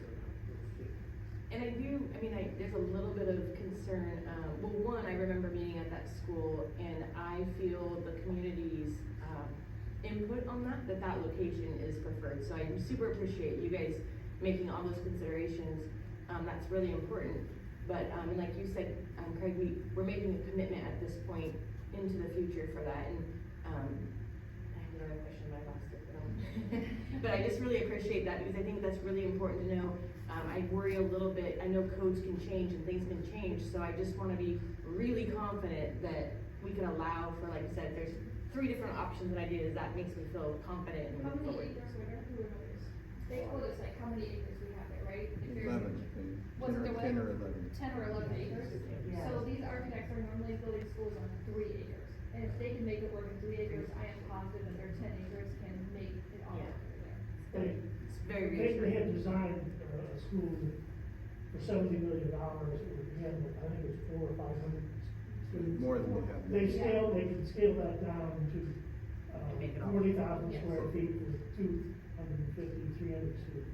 I'm very reassured to hear that, thank you. And I think too, like, we went as far as to think about like, okay, like, what if we did like a submarine, like, kind of a submarine theme in the school, right? Kind of tying into where it's at, trying to, maybe the people that are on the bases that are going to CK, maybe we would pull them back over, so I mean, we went as far as this, where, okay, people like CK, cause it's new and shiny, what if we're new and shiny, what if we do a, a submarine thing and kind of tying in the bases, we've thought about a lot of it. Thank you, it's great to hear we have options. Somebody wanna talk about Gordon? Adam, you're standing by the, Mr. Gordon, just like the elementary schools, outside of Pearson, security festival that, we're gonna do to those elementary schools, and excited, accessibility improvements, sidewalks and pathways. Mike was explaining, that road going up there, having an actual pathway for them to walk up there, so they don't have to walk in the street, walk in the grass. And also, making it more accessible for them to get in there. And then a new playground. They got a lot of feedback when they did their site visit for Gordon, that parents, we were kind of shocked when they said, we all want a new playground, and they were good adamant on that. So we have put that in the budget for them to get the new playground. Are playgrounds normally funded with the local PTA of the school? I think usually when a school is constructed, it's the district that would put that in. Sometimes there's PTAs that fundraise to add more equipment, but it really is typically, it should be the district. Yeah, I volunteer at Gordon and they don't really have, and there's one big field, but it's on the other side of the parking lot, and they don't want the kids crossing the parking lot. So I'm sure somebody will come up with something very creative. Yeah, and with this too, you'll see, like with Gordon, how they went to the playground, we really leaned into what the teachers and the parents of that area were asking for. So you'll see different areas, different schools wanting different things. We can kind of do one. That's so good for important. everyone. Yeah, exactly. We wanted to give everybody kind of what they were wanting for their school to benefit their kids. I'm just bummed at the resource, allocation, how we have to really be thoughtful like that, but I do know Gordon also had originally, this is something I wanna avoid too in the future, but was planned for another pod that we saw kinda in the bond. And I know when I went to the school, the principal had mentioned the temporary wall that was put up originally is, sort of a weirdness in that hallway. So it's just, it's a bummer that too, or maybe it's part of it. I'm hopeful that maybe that if we're not doing that add-on pod, we could do something to make that wall a little bit more, we could push on it.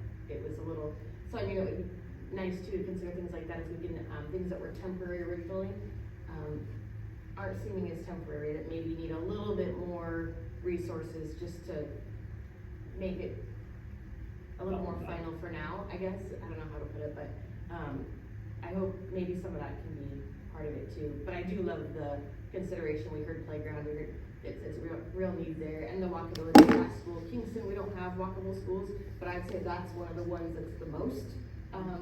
There's a lot of foot traffic in there, so, thank you for the individualized considerations there for all the needs. I don't think there was any, there were projects in the bond, I think that the committee, we didn't really spend a lot of time on it, but there wasn't any disavowing of this project. Or, the need, right? So, but the issue is the amount of money, and when you're looking at the needs at Pearson versus the needs of a new pod at Gordon, it's not to say that that's not something we would consider or should consider in the future. But I understand in the meantime, if you can push through the wall, I get what you're saying. Just something to like, I know it's not gonna be a forever, but like the thing where if we could consider how much we're spending and if we can, yeah. Things like that. The next elementary was Poulsbo. And I, just maybe for any folks listening or community members, because I know I appreciate also that I think you guys stated that we all came together, probably the top priority was, safety. And maybe just to speak a little bit about what does a secure entry vestibule, what is that and what does it look like, just so, I mean, I think we know, but just maybe. I don't think I do, because it's pretty expensive. Well, You know, I mean, if it's just a room for everybody to come into, I assume that's not what it is. So when you see security entry vestibule, it's actually an addition to this, you didn't put the other part in there. It's actually admin modifications as well. So the, security entry vestibule with the admin room, like the office, front office modification for it. So you actually come through the door and then be forced into the admin room, the office, before you can actually come into the school. You buzzing, so it's actually funneling these people in. How we see in Wolfley, how it's very weird configured, that they're gonna reconfigure that office, and because you're facing behind in front of the desk where you have to actually look out now, and they're gonna be forced in there to check in. So that's why Wolfley's more expensive? Yes, Correct. yes. So that's what kind of, each school had a different flavor for it, so we had a budget accordingly, but with that, but the admin room, the front office will be configured with the introduction as well. And that's where it drives all. Yes, and we're looking at elementary schools with, young children, you know, that, they can't necessarily say something as an adult would, it's being the most, needed for it to force everybody to this building. Now, on those, entries, are those double layered? Yes. Yeah. So you'll have your first layer go in, and then you'll have a door that will force you into the admin office, And you have and then you'll have the another second layer. So if it's a staff or anything, they do nice through it, so. Poulsbo. So both the same thing, security vestibule, as we do with the other elementary schools, and then as well as site safety and security events with permanent fencing around. Fencing is inexpensive and it actually does quite a bit. It's just a chain link fence around the perimeter? That's my understanding. Yes. Suquamish. I think this is the second largest. Yeah. I think Adam represents Suquamish, so. So I represent Squamish, so this is the second largest, money that's coming out of this, money. So same thing, security vestibule, and then also the student classroom resource, additional support for some good, students with disabilities. So they're actually looking at taking that portable and removing that portable completely. Where the portable is at currently, they're gonna build a sped ed addition, to fully bring all students inside. So there'll be no children with portables. And part of this is reconfiguring the current sped room to be able to move 4 students inside. So all students will be inside. Vehicle circulation drop off, if you've been to college, you'll see how there's like a gravel parking lot before you get to the actual student pickup drop off. That would be extended out 1,000 feet, so we can get those parents off the street and actually on the school grounds, which will help alleviate a lot of that traffic. The site accessibility improvements is including accessible paths, so we're trying to get all this paths into ADA accessible areas and some hard grades, sloping those out for the students. And then safety site and security improvements, like putting a permanent fence around there, and there was no fence, there's a little fence on the brick wall, but I can also put a fence around that school as well. And exterior improvements, the exterior painting, and then mechanical improvements as well, so continue that, to extend that HVAC system and the other mechanical systems useful life. There's only one portable being used there now, Yes, and are you talking about actually building an addition for the special ed room? yes, so the But it'll portable be will go connected. away completely, and that, where the portables are currently, would now be fully enclosed attached to the school addition of the school. It's adding classroom space. Yes. basically. So is that a growing school that maybe we need, is one classroom enough? It's not, but, sorry, if you look, if touring the school, I mean, will tell you a lot, so.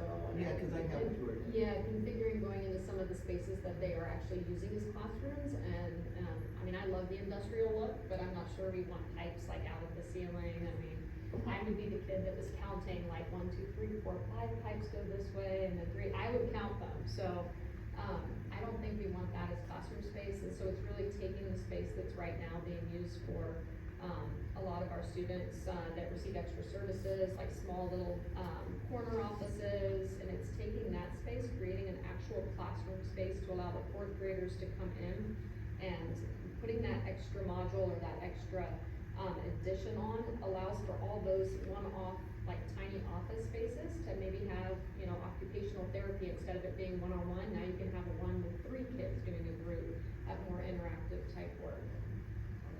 Sorry, you jumped in. You know, and with, Sophonics too, the safety and security was a large thing, if you've been to the school, a lot of the schools, with their portables they have are in the back of the school, so you actually have to go around to get to them. With Sophonics, it's right off the street, so there is no perimeter fences, there's no nothing there. You just walk, yeah, you can walk right. You try it. So is the gym, where's the gym? The gym is on the other end. The new gym? Yes. Okay. Vinland.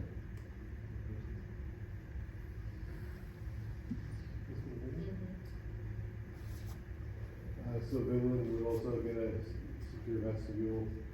There's big, challenges with circulation currently, so that's the largest part of the allotment for Vinland here. And currently they're going around this back of the school, through the playground, because some queuing space that is eliminated for the construction project down the railway. So that's something that everybody agreed that we address, and the site accessibility kind of falls in with that. And the perimeter fencing and other things to manage security, that's what's in The soccer teams in the district put a lot of money into that lower field to get it to drain right. We're not talking about parking on that, are we? We're not. No. It's reorganizing the, kind of the loop that's not really used as far as I understand.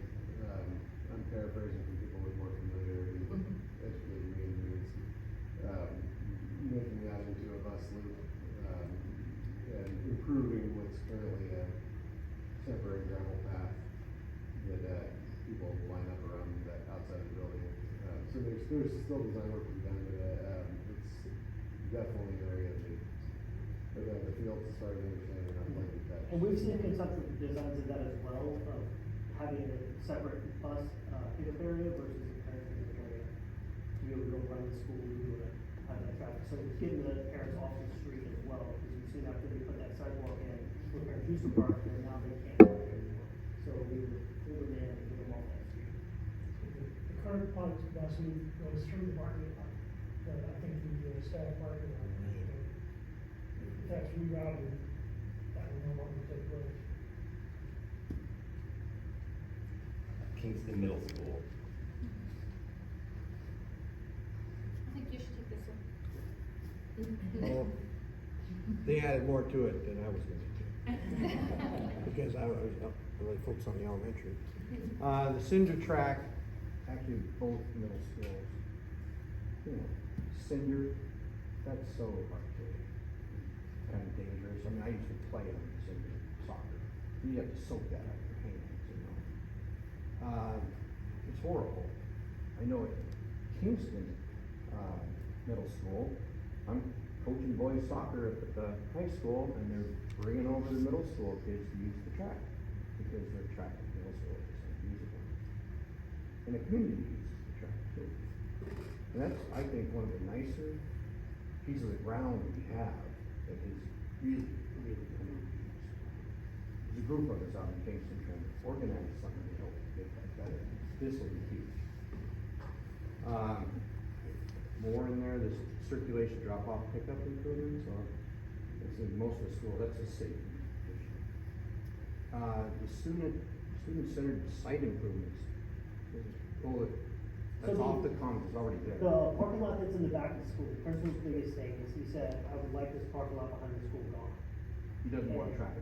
Yes, because a lot of cars will just zoom behind it, and these kids, when they get their lunch, is they'll go outside, and they'll hang out outside after lunch. So he said if we could turn that parking lot in the back into like a student plaza for them to, interact with things, that would be beneficial, and it would prevent them from, walking the streets and like that, and also prevent people from trying to park in the back, right there. So that was a big thing for the student plaza, that they really did want that. It's a pretty large space. So all the parking would be in the back. Yes. There's quite a bit of parking. Yeah, there is a lot of parking. Maybe the best parking lot in the district. Yeah, especially when they did the vehicle circulation for the class house, the big parking lot, that's what the small parent area, and you can see, if you start capturing the turn, they notice this turn going into there, so that's what we designed the actual parent parking lot. And it's nice to have a student plaza in the back of the school, where you're not gonna have strangers driving by. There is one back there off the common, Oh. the back corner, it's not real big, and I don't know how used it is, but certainly. But this, we're looking at like a covered space, things like that, so they can sit out there doing like weather.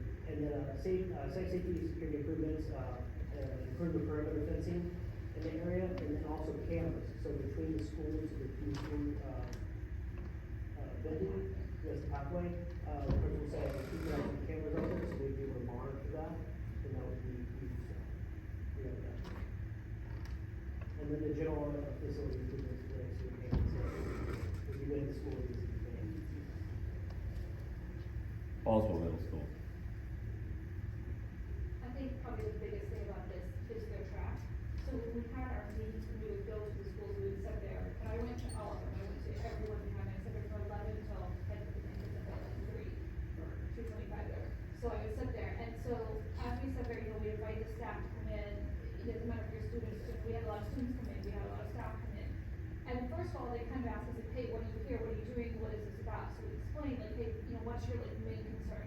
And the first 8 people that walked in, their first comments were the track. So, and I think we need to speak for those teachers there, they feel very strongly that they want a track, and it is very important to them, so. Is this the track in the back where they play soccer too? Yes. Is that There's the? a field, it's there's a crushed. field inside the track, pretty traditional, I mean, it looks like it was built in the seventies. It seems to produce a lot of injuries this year, so. It makes it difficult to run any type of PE class, it makes it Right. difficult for any of our community, to want to access our community schools, our buildings and facilities, because it is, you fall down, I think Craig, you said, you spend time Yeah. soaking your hand. Those cinder rocks, the cinder rock crushed cinder, it just goes right into your hands and Yeah, knees, so wherever you bad. fall. By slide path. I'm pretty sure I had to stand better than my knees. Yeah, right, because you're right, it's not. I've experienced that. Exactly. The asphalt repairs and sealing here is behind, Yeah. the loop behind the school, because there's major potholes and stuff, it's kind of fixing that. And this is a good example of, the original proposal for this particular project was to resurface, the parking and, the part that's gravel now would be to convert that to asphalt. But we, trying to get back to a balanced number, keep within the 25,000.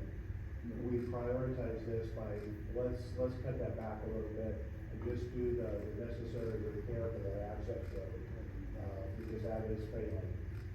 So, gravel is still functional, it's not ideal, but it's still functional. We can continue to nurse that along for a while. That area gets so much traffic out there that. Yes, there's gonna be more. Kingston High School. Okay, the skating fencing and zoning, that was originally going into a bigger budget to put in a covered called a stadium, but it's nice stands, and bathrooms and all that, which is long overdue. I've been coaching there since the school was built. It was never really finished. We went without lights for the first few years. The fencing will be security and safety, but now we sell tickets out there to football games, and last year I had to sell tickets to the soccer games. They just walk and sit down. You can't really, it's so hard to sell tickets, it's ridiculous. And if you wanna get rid of somebody, maybe, for good reason, the referee can get out of there. No, the fence will help, you know, and it's not that expensive, it's a lot cheaper than the stadium hurdles and bathrooms and stuff. So we put that back in. And then it seems like a glorified water fountain out there at the baseball field, but it's way more than that. You know, they generate funds with concession stand and all that. And, you know, everybody's supposed to bring their own water bottle, but you really do need potable water out there. It's large groups of people. It's 2 programs out there. And they're saying how they could make it less expensive depending how far we want to run the line. We just got to come from the main road in, down, and maybe we could go halfway and then run hose or something, especially if we use the spring. But it's critical. And so we did that. And it supports more than just simply making grounds, it also supports the concession. Exactly. Out there. Right. Okay. Hundreds of people. Vehicle circulation. Okay. The utility building. You know, I was stationed at the Nike base when it closed in '74. And, you know, there's barracks, we first come in on the right, talk about turning that down, but it's $600,000.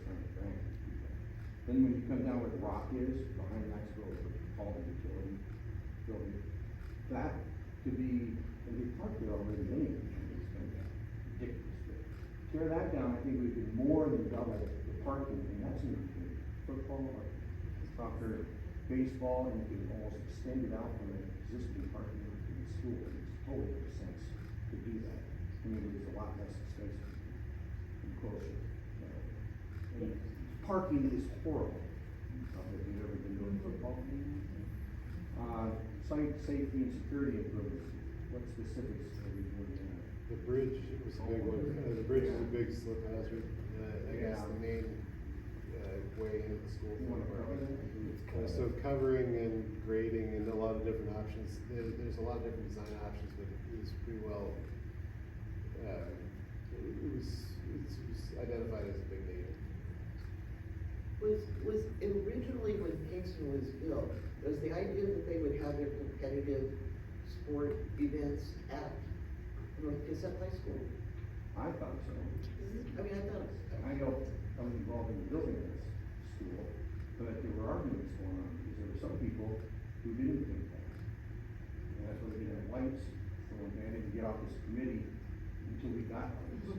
You don't build $1 million space and use 1/3 of it, you don't put in lights. But all along, the community, the kids, staff, coaches, all thought we were going to do something. I played my games for a couple of years in North Kitsap State, and I coached my games in there, and the coaching now. I love that place. But Kingston's its own community, and they need to be playing out there. Talk to the Chamber of Commerce. We would like them to be out there. And we are, basically we are. Our home game against our kids out in football required to come out there. No, there's so many people. But we don't mind smaller space, we don't mind that at all. Kingston size community. On the potable water, circling back to that, I guess my question would be, I'm hopeful there is thought, like you said, there was originally different plans, and there's different needs, but for future thinking, is the potable water something that, do you ever foresee the possibility, I know we're talking about grandstand and happens on this side, but for the baseball and fast pitch, where that potable water is coming out, where it can be support, if the water line comes through, would it eventually, could it support restrooms and other facilities like that, are we thinking? So you can definitely make it extendable. Okay, it's doable. Yeah, you can basically tee off at the. What about the size of the pipe? The size of the pipe and set up to just extend later. I'm just. Plan ahead. Hey, I've had to use that porta potty a lot, cause I have girls that play pass pitch, and, there's a lot of, we get a lot of people out there, and accessibility is an issue, and, the need for restrooms and things, it's horrible, it's awful, and, so I hope in the future, we can say, we spent this money, and we planned in the future to add more resources that are gonna grow our communities, grow our students, our athletic programs. With that, like we said with the other sites, with the architects, is they said, they're not gonna design any of these things as a one and done. They wanna make it flexible, so in the future, if we do need to add additional, then that's the way they're gonna design it for us. And so if we do, right now with our budgeting, we do a shorter line, we'll have the extendability to go further if we need to go further. And not just make it a one and done, where it's like, this is a waste now, we have to do something else. I mean, as long as we're not putting more water physically on the fields, let's support that. But preparing for resources like that, I think we can't handle more water. Remember, the bond had, fields at North Kitsap High School and Kingston High School, and again, that's like the Gordon edition, it's not like that goes away. And it would include restrooms, it included a lot of that stuff, so. Turf, baseball, soccer. Yeah. I just don't wanna hear later we have to rent lines again to go somewhere else, cause of that, you know. Yes. We won't tell you if we have to do it. Excellent point, but I think that the people, that group that you hired, you're getting a lot of our information from, are planning all that out. You know, whatever we're doing now is for a bond anyway. And you'll see on this side too, that it's very, sports driven, because that was, the feedback we got when we did a community meeting with them up there in high school. Pretty loudly that night. They were, yes, they were very big on the sports side. So as you see, like, we listened to the community and put in what they were wanting, it doesn't have busted, things like that, it's very good, so. And that makes sense, because this is one of the newer buildings in the district.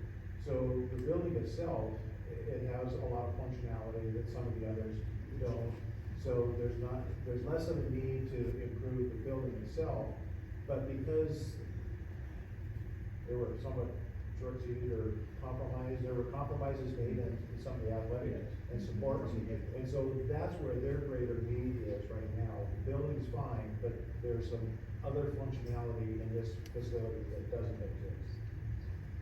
Well, and Bree and I heard the kids say, we want our teams to stay here at Kingston, and part of the problem was the facility. You know, It's a good start. many athletes will want to stay if they have new facility. Put them in a league that they belong in, it shouldn't be too original. And this That's was, my strong opinion, based on years of coaching. Is it 8:30? Watching coaches leave, then we should be kept.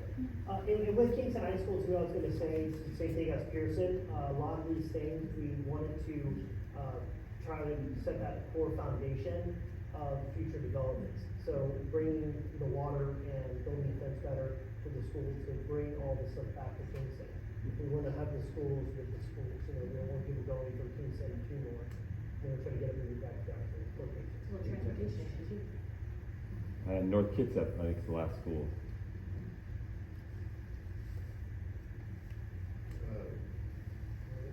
Sure. So, like everywhere else, site accessibility, improvements, I personally wasn't all that familiar with that one, but, there's improvements in the courtyard that were spoken about a lot, including sidewalks that have heaved that are no longer ADA accessible.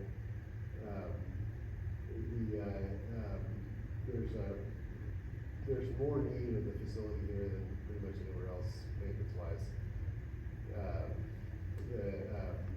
Re-roofing just the top layer, I think we had talked about demolishing that building at the west end, but that came off, I think, just cut budget.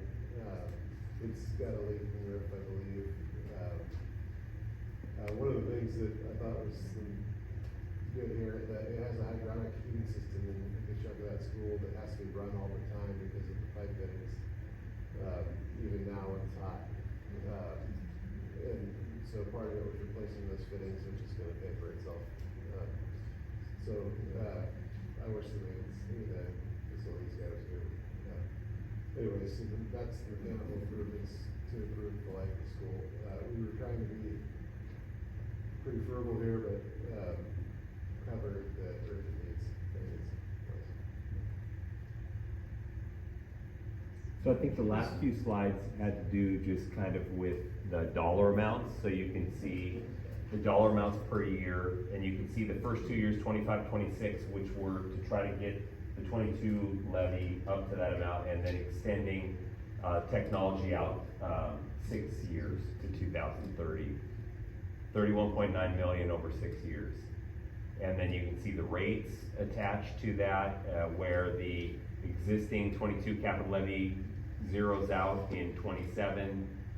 And on the far right, you can see the total levy rate. And again, it's the levy rate, it's not what homeowner pays. A homeowner's gonna obviously pay whatever their assessed value is by that rate. But I think the big thing here is to see that in 27, you've got, what's that, 80, what's that, 34 and 58, so 92 cents or something like that drop in the tax rate at that point in time, which sets the district up if there's an interest in trying to run a bond, or if they're trying to run a capital levy, that would be the time in 26 to consider something like that, which would also give us a lot of time to have conversations with the community, with the school board, with the committee, with the staff, with whoever.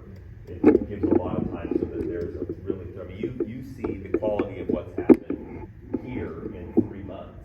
So if you think about, let's accelerate that for 12 or 14 or 15 months, what can the committee do in terms of considering what do we need to do as we go forward? We're lucky that this was such a fantastic group. And then there's just a chart that shows the levy rates and where that drop off is, and then there's even an arrow that was put on there to show you that there's an arrow there. And then ultimately giving you an idea of, you can't see down below, but it says what the difference is from 25, 26, 26, all the way out to 26. And I think if you get rid of that screen, it says it's $10 a year. For a $500,000 home, residents would pay an additional 83 cents a month, or $10 per year starting in 2025. If the levy were to be adopted and then passes in November of 24. If it runs in November of 24, the collection starts the spring of 25, so projects can start right away. So we save also time on those cost escalation that we've talked about. You know, Mike, I really appreciated that breakdown, because on a $500,000 house, you're only paying $370 a year for the levy, and in the last 4 years, you're only paying $85 a year. And like you were saying there, for people that are already paying taxes, it's only $10 more a year than you're paying now, right? For a $500,000 house, that's correct. For a $500,000 house. Yeah. I mean, everybody has to do their own calculation for Sure, that price. yeah. Right. But, you know, I look at $370 and Glenn spends more on coffee than that, you know? In a month. No, not really. And then, so today's July 25th, the board would approve it. We would give to the county by August 6th that information. We also, as a board, would appoint people. There's the requirement that the board appoint names to the county by August 6th of folks that want to write a pro and con statement in the voter pamphlet that comes out for the election in November. And then November 5th would be the election day. And I know you've had a few questions, but if there's any more questions, we still have everybody standing up here. Just out of curiosity, and again, I just want to thank you all for your work on this. I mean, it's great, and I think this is just really exceptional work. So I know regarding safety, I know something that we talked a lot about was getting rid of all the portables. You know, that was always a goal. Do we know if if we were to approve and then pass the levy, do we have an idea of the portables, if we brought all that money, we would have to install there? Based on this capital levy? Yeah, if all this work got done. Just one portable. We would have to wait. Just one response, everything else needs to stay. Oh, right, it would all stay, I was just wondering what that number. I think the answer to your question is it would be too many. We need to get them into real Yeah. buildings, which again, just in my mind, puts urgency on the bond. But I would like to say as a theme or an approach that the committee has taken, we recognize that the previous bond failed, no question. We also recognize that there is a very long list of things that need to be done, okay? And that's not gonna go away, it's only gonna get worse. And so, we can't kick the can down the road. We can't afford that. The students don't deserve that, but they deserve better. So what we're proposing here is a step, a phase. This is the first round of funding, based on sustaining current levy rates, so we're not seeking a significant increase in taxes.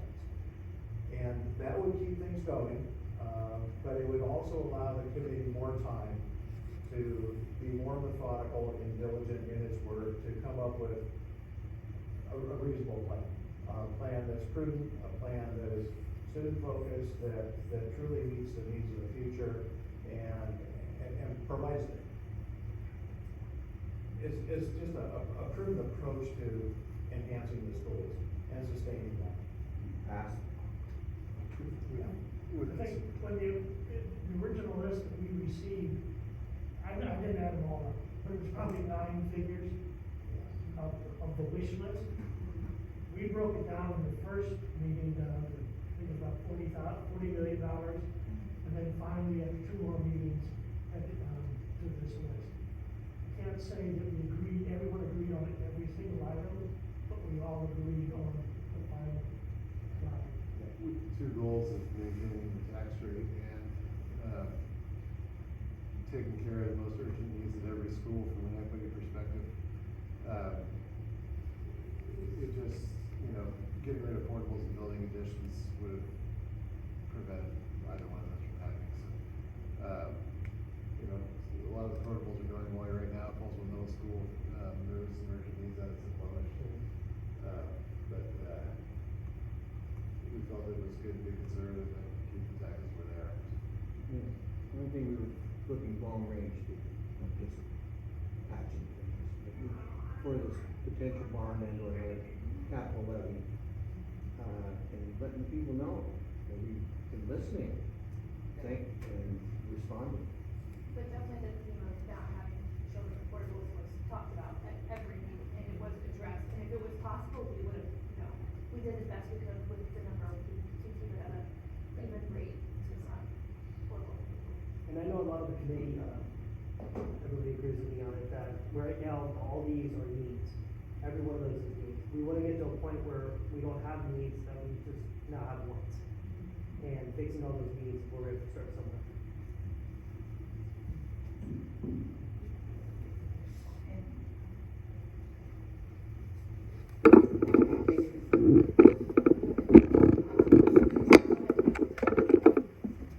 Thank you. I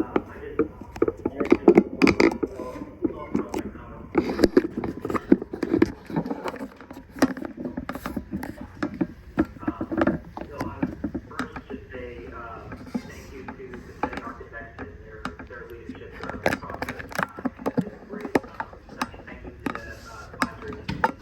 I know it's important to realize that they are volunteers. So the dozens of hours that they put into this process, I think is great. Especially want to highlight the community engagement that they ran, the amount of time that those took. I thought that those were vital to the process. And I was very happy to see that I believe all, if not most, of the no committee members for the bond campaign were actually at those community events. It was good to see the advisory committee members reaching out to them, engaging them, encouraging them to be part of this process.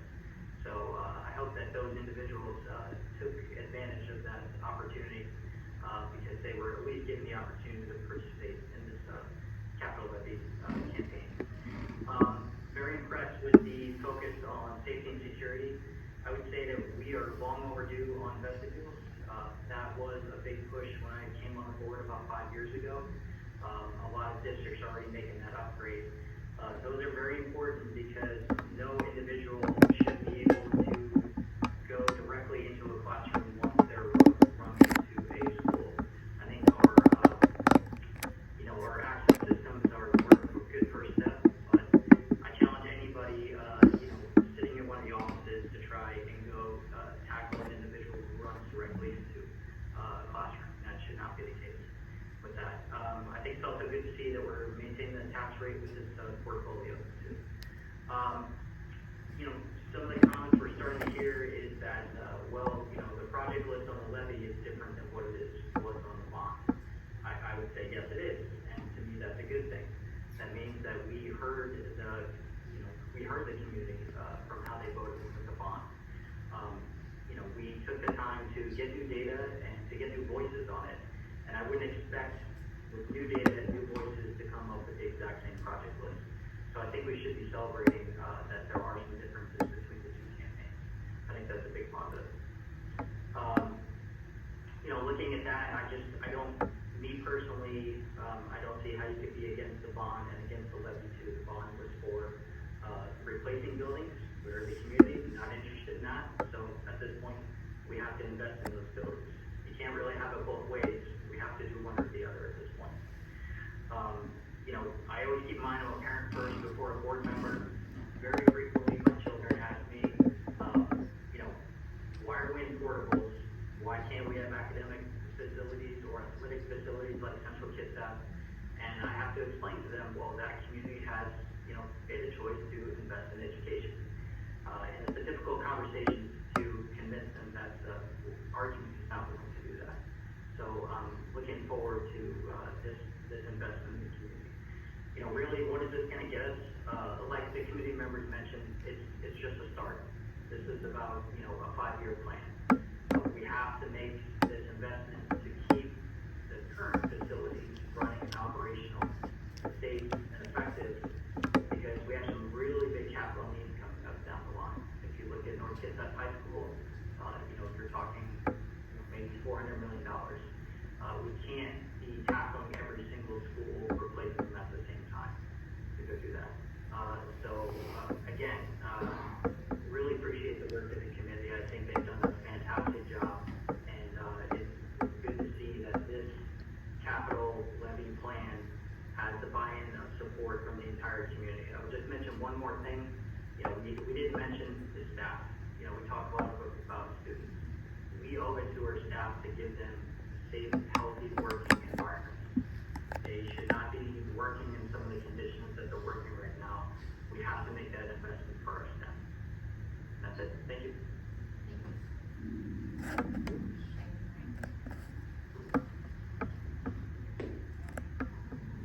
All right.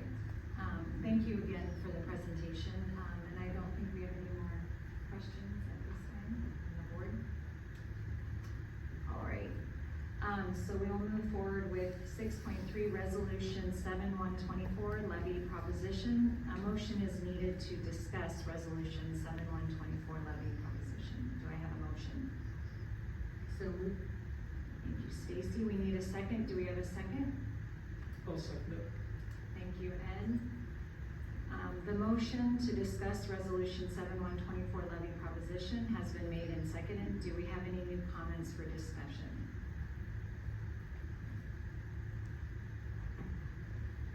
I think the presentation was so thorough that we got our questions answered as we went along, so that's where I'm at.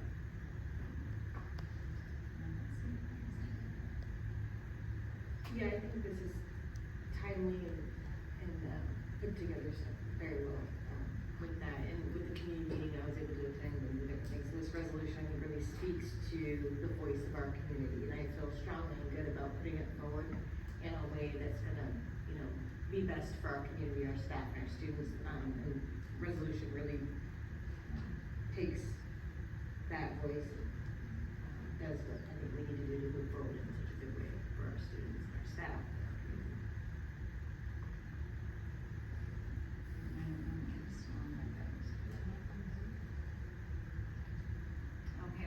is no further discussion, I put the question to vote. All in favor of the motion? Aye. Aye. Aye. All opposed to the motion? The motion passes with a vote of 5, 4, and 0 against. All right, we will now move on to 6.4, the OESD lease agreement. A motion is needed to discuss the OESD lease agreement. I so move. And do we have a second? I'll second it. Thank you, Ed. All right, the motion to discuss the OESD lease agreement has been made and seconded. Do we have any new comments for discussion? I'm not hearing any comments or?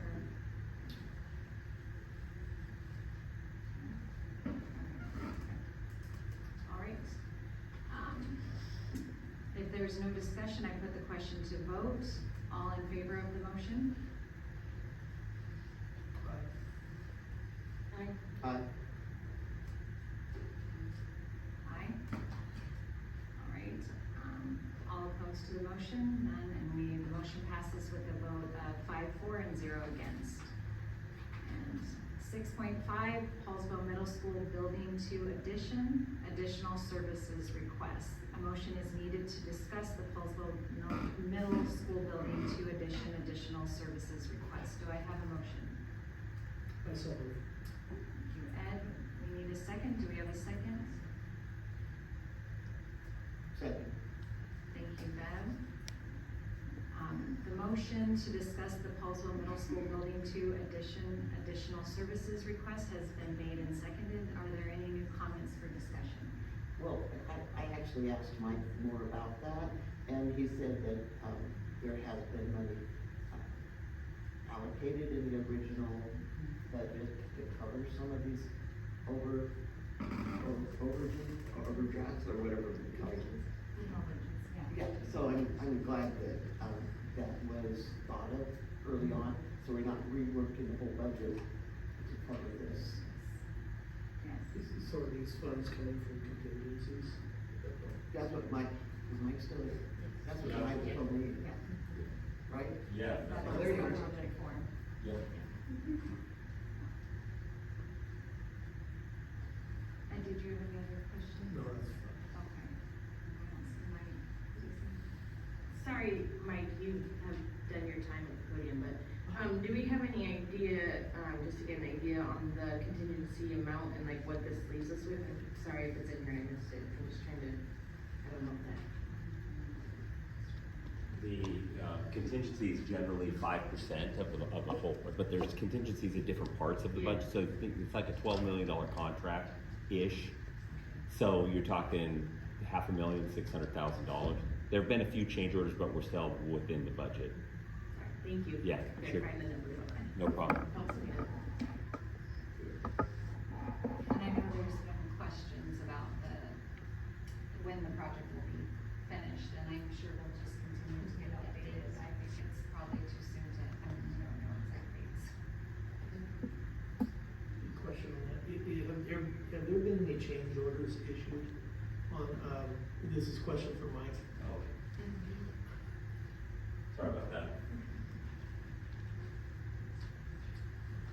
Have there been any change orders issued, on the middle school, construction, or are these, like material cost changes, or? So I think there've been a couple change orders on the project. One of them was early, and it had to do with some of the way that they did the piping around when they were doing the foundation. And then they changed one recently with It was stairs, Yeah. it was. ingress and egress out of an area of the building. Too small. They haven't been significant enough to create any trouble for the overall project. So we're able to cover all those with the contingencies? Correct. Yeah. Yeah, and it's contingency and the fact that it also came in under bid. So originally the project came in under bid. We were able to add some alternates that had been bid, but we're still good. Any more discussion? You know, I just appreciate that they're gonna actually finish that school too. once it's done, so that security for the kids will be important. All right, if there's no more discussion, I put the question to vote. All in favor of the motion? Aye. Aye. Aye. An aye. And no opposed. The motion passes with a vote of 5-4 and 0 against. And now I will turn it over, management reports will be turned over to interim superintendent Rachel Davenport and staff to answer any questions the board has regarding the materials provided. Thank you. Our first is our management report, budget status, it's our monthly status report. We've had time to review it. Mike actually did a really good job, for an hour before this meeting on a budget hearing, where he referenced this report, a few times. Any questions? I got some questions as we go along. Our next is our discipline and corrective action report. Craig Berry, is, here as well to talk a little bit about that if needed. It's one of our reports that we do annually, looking at our discipline data, disaggregating it. It's, different, shared reportables. It's something that our principals, building administrator, and central office administrators dig into with their leadership teams and look at offenses, consequences and actions. Any questions on this report?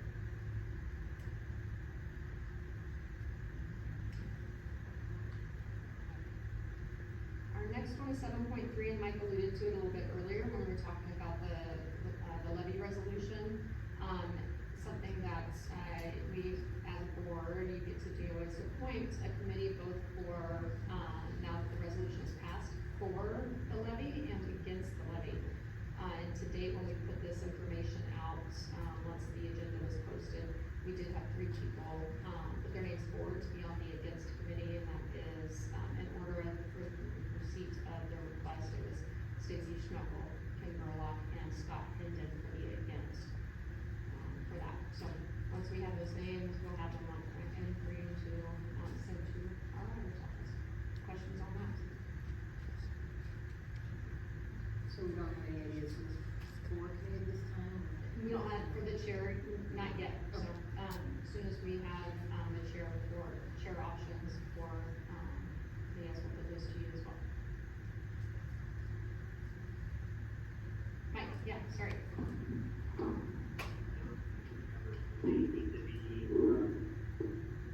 Sorry, I'll start over. Yeah, go ahead.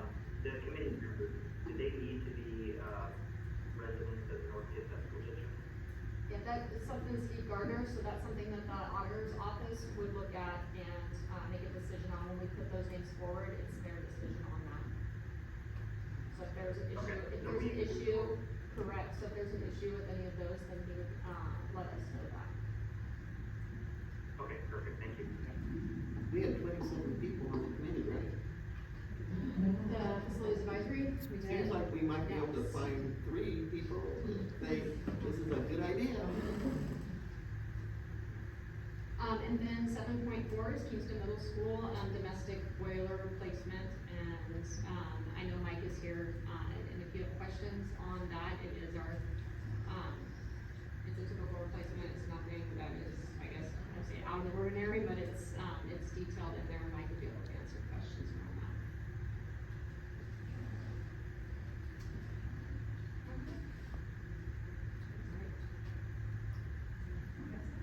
All right, we will move forward with our second public comment period. And it looks like we have Stacy Schmeckel.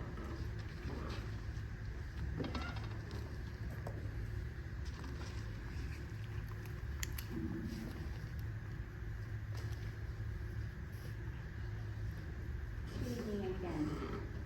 I'd like to thank the members that are here from the FAC and Mike, thank you.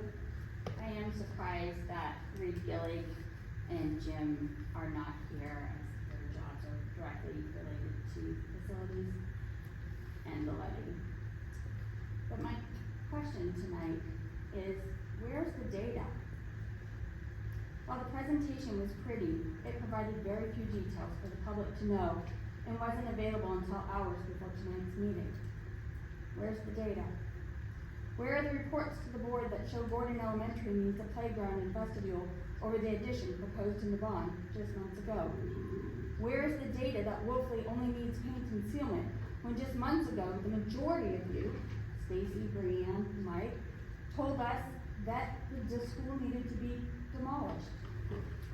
When I served on the pro-levy committee in 2014, we had a proposed tax rate between 2.83 to 2.96, and we had a current bond. I hear it over and over tonight, the deciding factor for you was a tax rate. Where's the data that that's what everybody wants? Where are the surveys, and why didn't the board review them prior to your approval tonight? Mike, you cost why I would want to be on the opposition committee, and that if I had a bond, I was opposing the bond. I opposed the bond because I wanted the majority of those projects to go into a levy. Why should the taxpayers pay interest and fees on things that can be provided in a levy? Where was the data that what you needed under that bond was legitimate?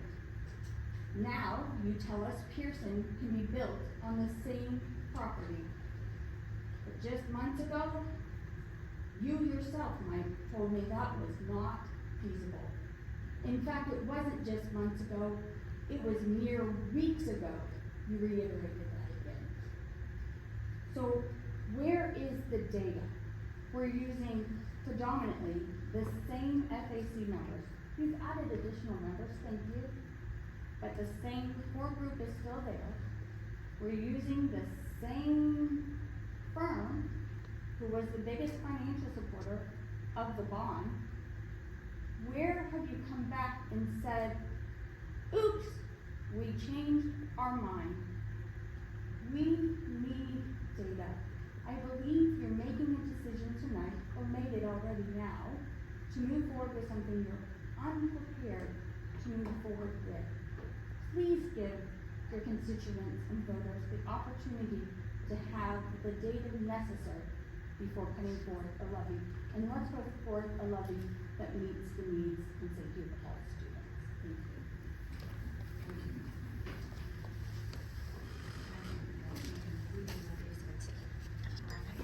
Okay, so, the meeting is officially adjourned and it is 7:52.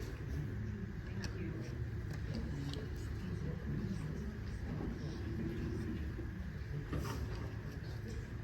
She did.